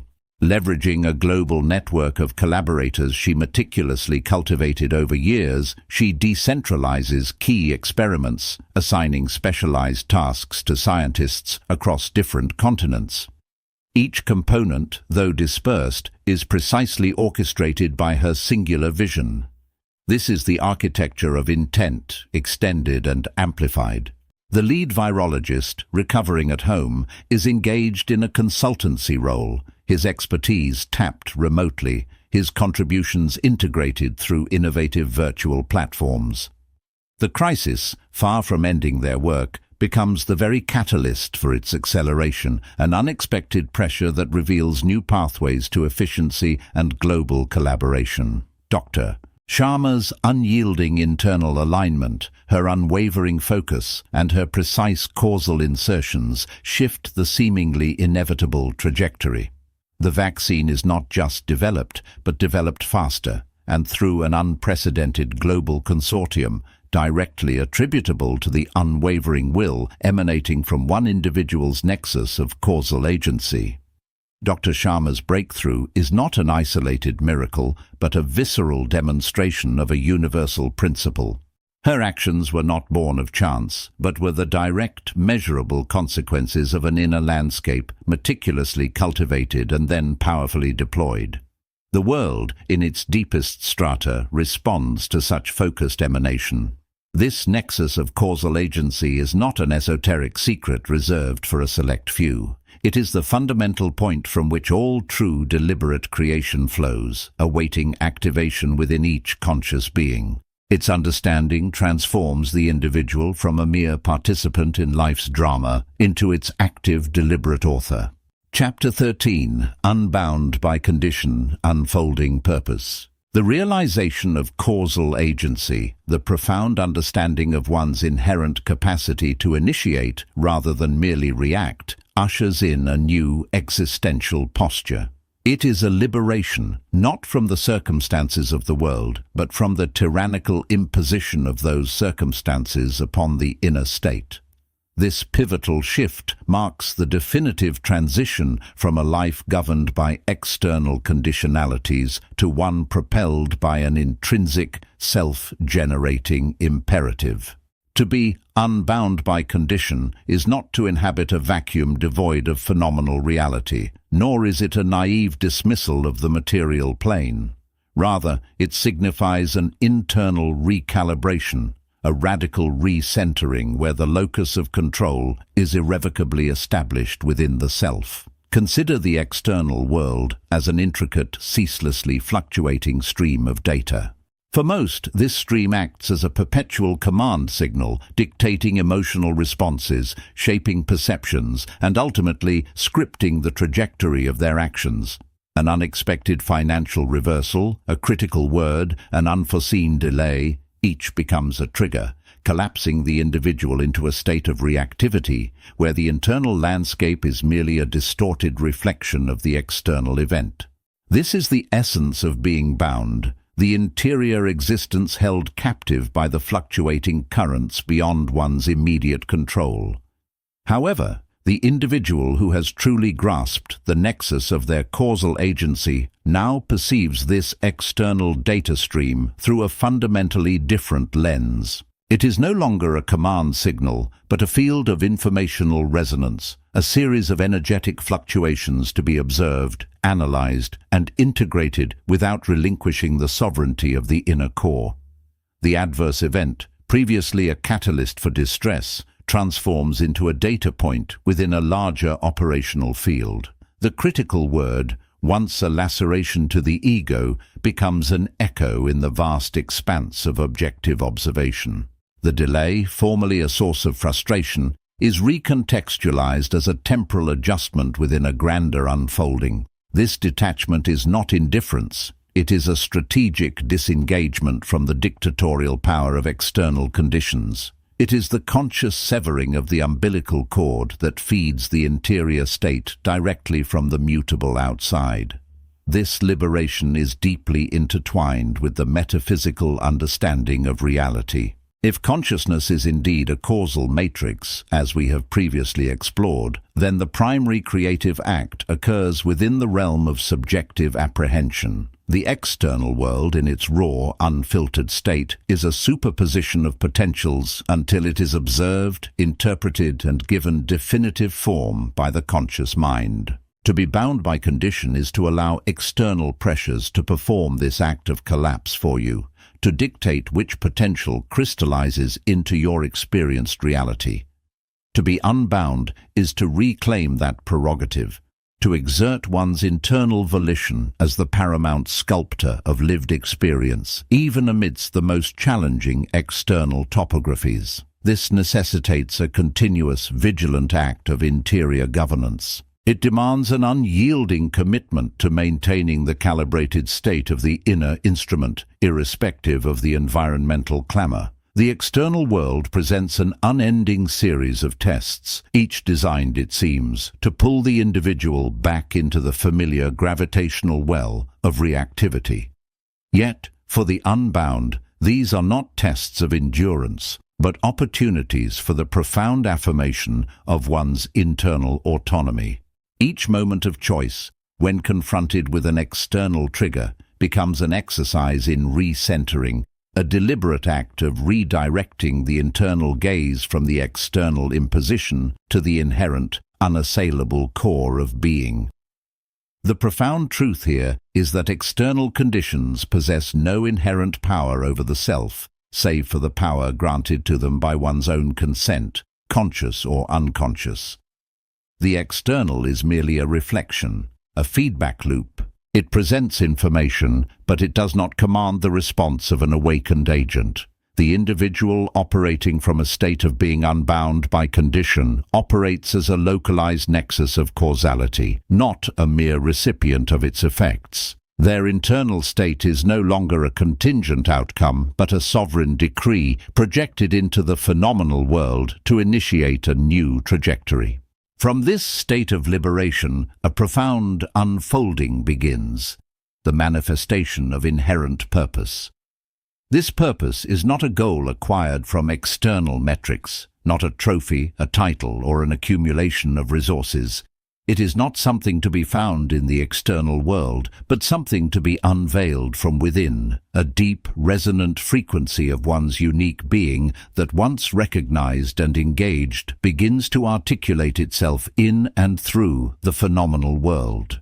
It is the intrinsic design, the core directive of the individual's existence. Consider purpose not as a destination to be reached, but as a dynamic, generative principle that informs every moment, every decision, every emanation of intent. It is the underlying algorithm of one's highest potential, now actively being processed and projected into the field of reality.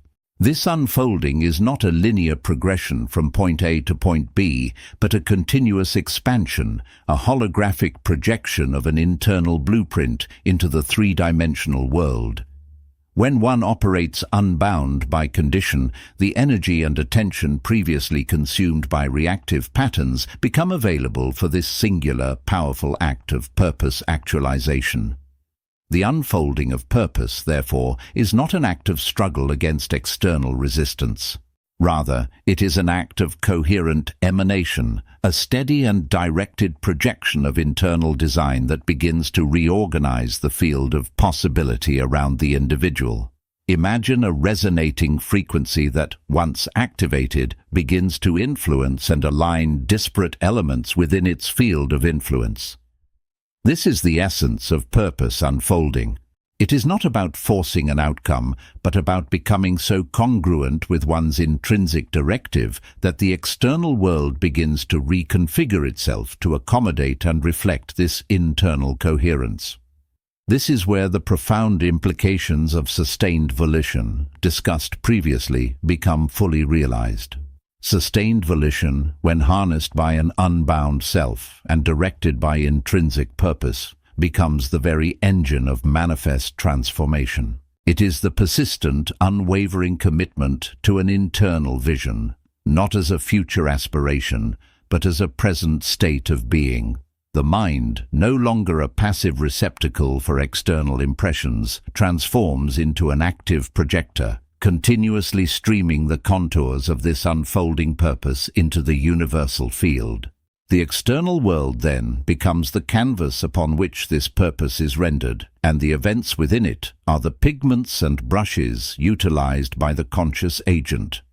Obstacles are no longer impediments, but structural elements to be creatively integrated into the larger design. Apparent setbacks are not failures, but recalibrations, providing feedback on the precise articulation required for the next phase of unfolding. The individual operating from this state is not merely pursuing a goal, they are embodying a trajectory, living from their purpose, allowing it to dictate the terms of their engagement with reality. This internal decree, once sufficiently calibrated and understood as a causal force, begins to formalize the proximate reality.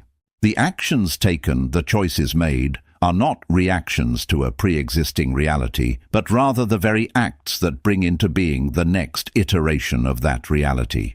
It is a continuous loop of internal emanation, external manifestation, and subsequent internal integration.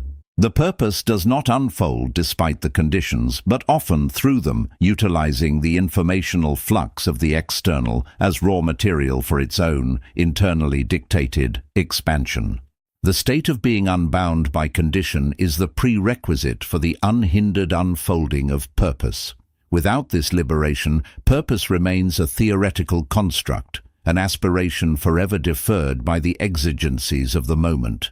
But when the chains of external dictation are cast off, when the interior citadel stands immune to the incessant clamor of the phenomenal world, then the inherent design of one's existence can finally begin its grand, unobstructed articulation. This is the ultimate act of self-authorship, to live not as a character in a predetermined play, but as the playwright, director, and protagonist, simultaneously scripting and performing the drama of one's unique, unfolding purpose. The internal becomes the undeniable prime mover, organizing the external according to its own profound and singular design. This is not merely existing, it is becoming a deliberate, conscious force within the vast, responsive field of creation. Conclusion: the prime mover awakened. We stand now at the precipice of a profound realization, having traversed the intricate landscapes of perception, agency, and the very fabric of existence. The journey has unfolded not as a mere observation of external forces, but as an excavation into the innermost chambers of your being. What began as an exploration of the unseen currents that shape an unwilled life culminates in the awakening of your fundamental causative power. You have moved beyond the reflection, beyond the echoes of an unexamined self, to grasp the immutable core that resides within. The external world, once perceived as a master, reveals itself now as a malleable canvas, an extension of an inner command. No longer are you merely a participant in a predetermined drama. You are the playwright, the director, the very source of the unfolding narrative. This awakening signifies the true emancipation. It is the liberation from the tyranny of default, from the subtle currents of unconscious habit and external condition.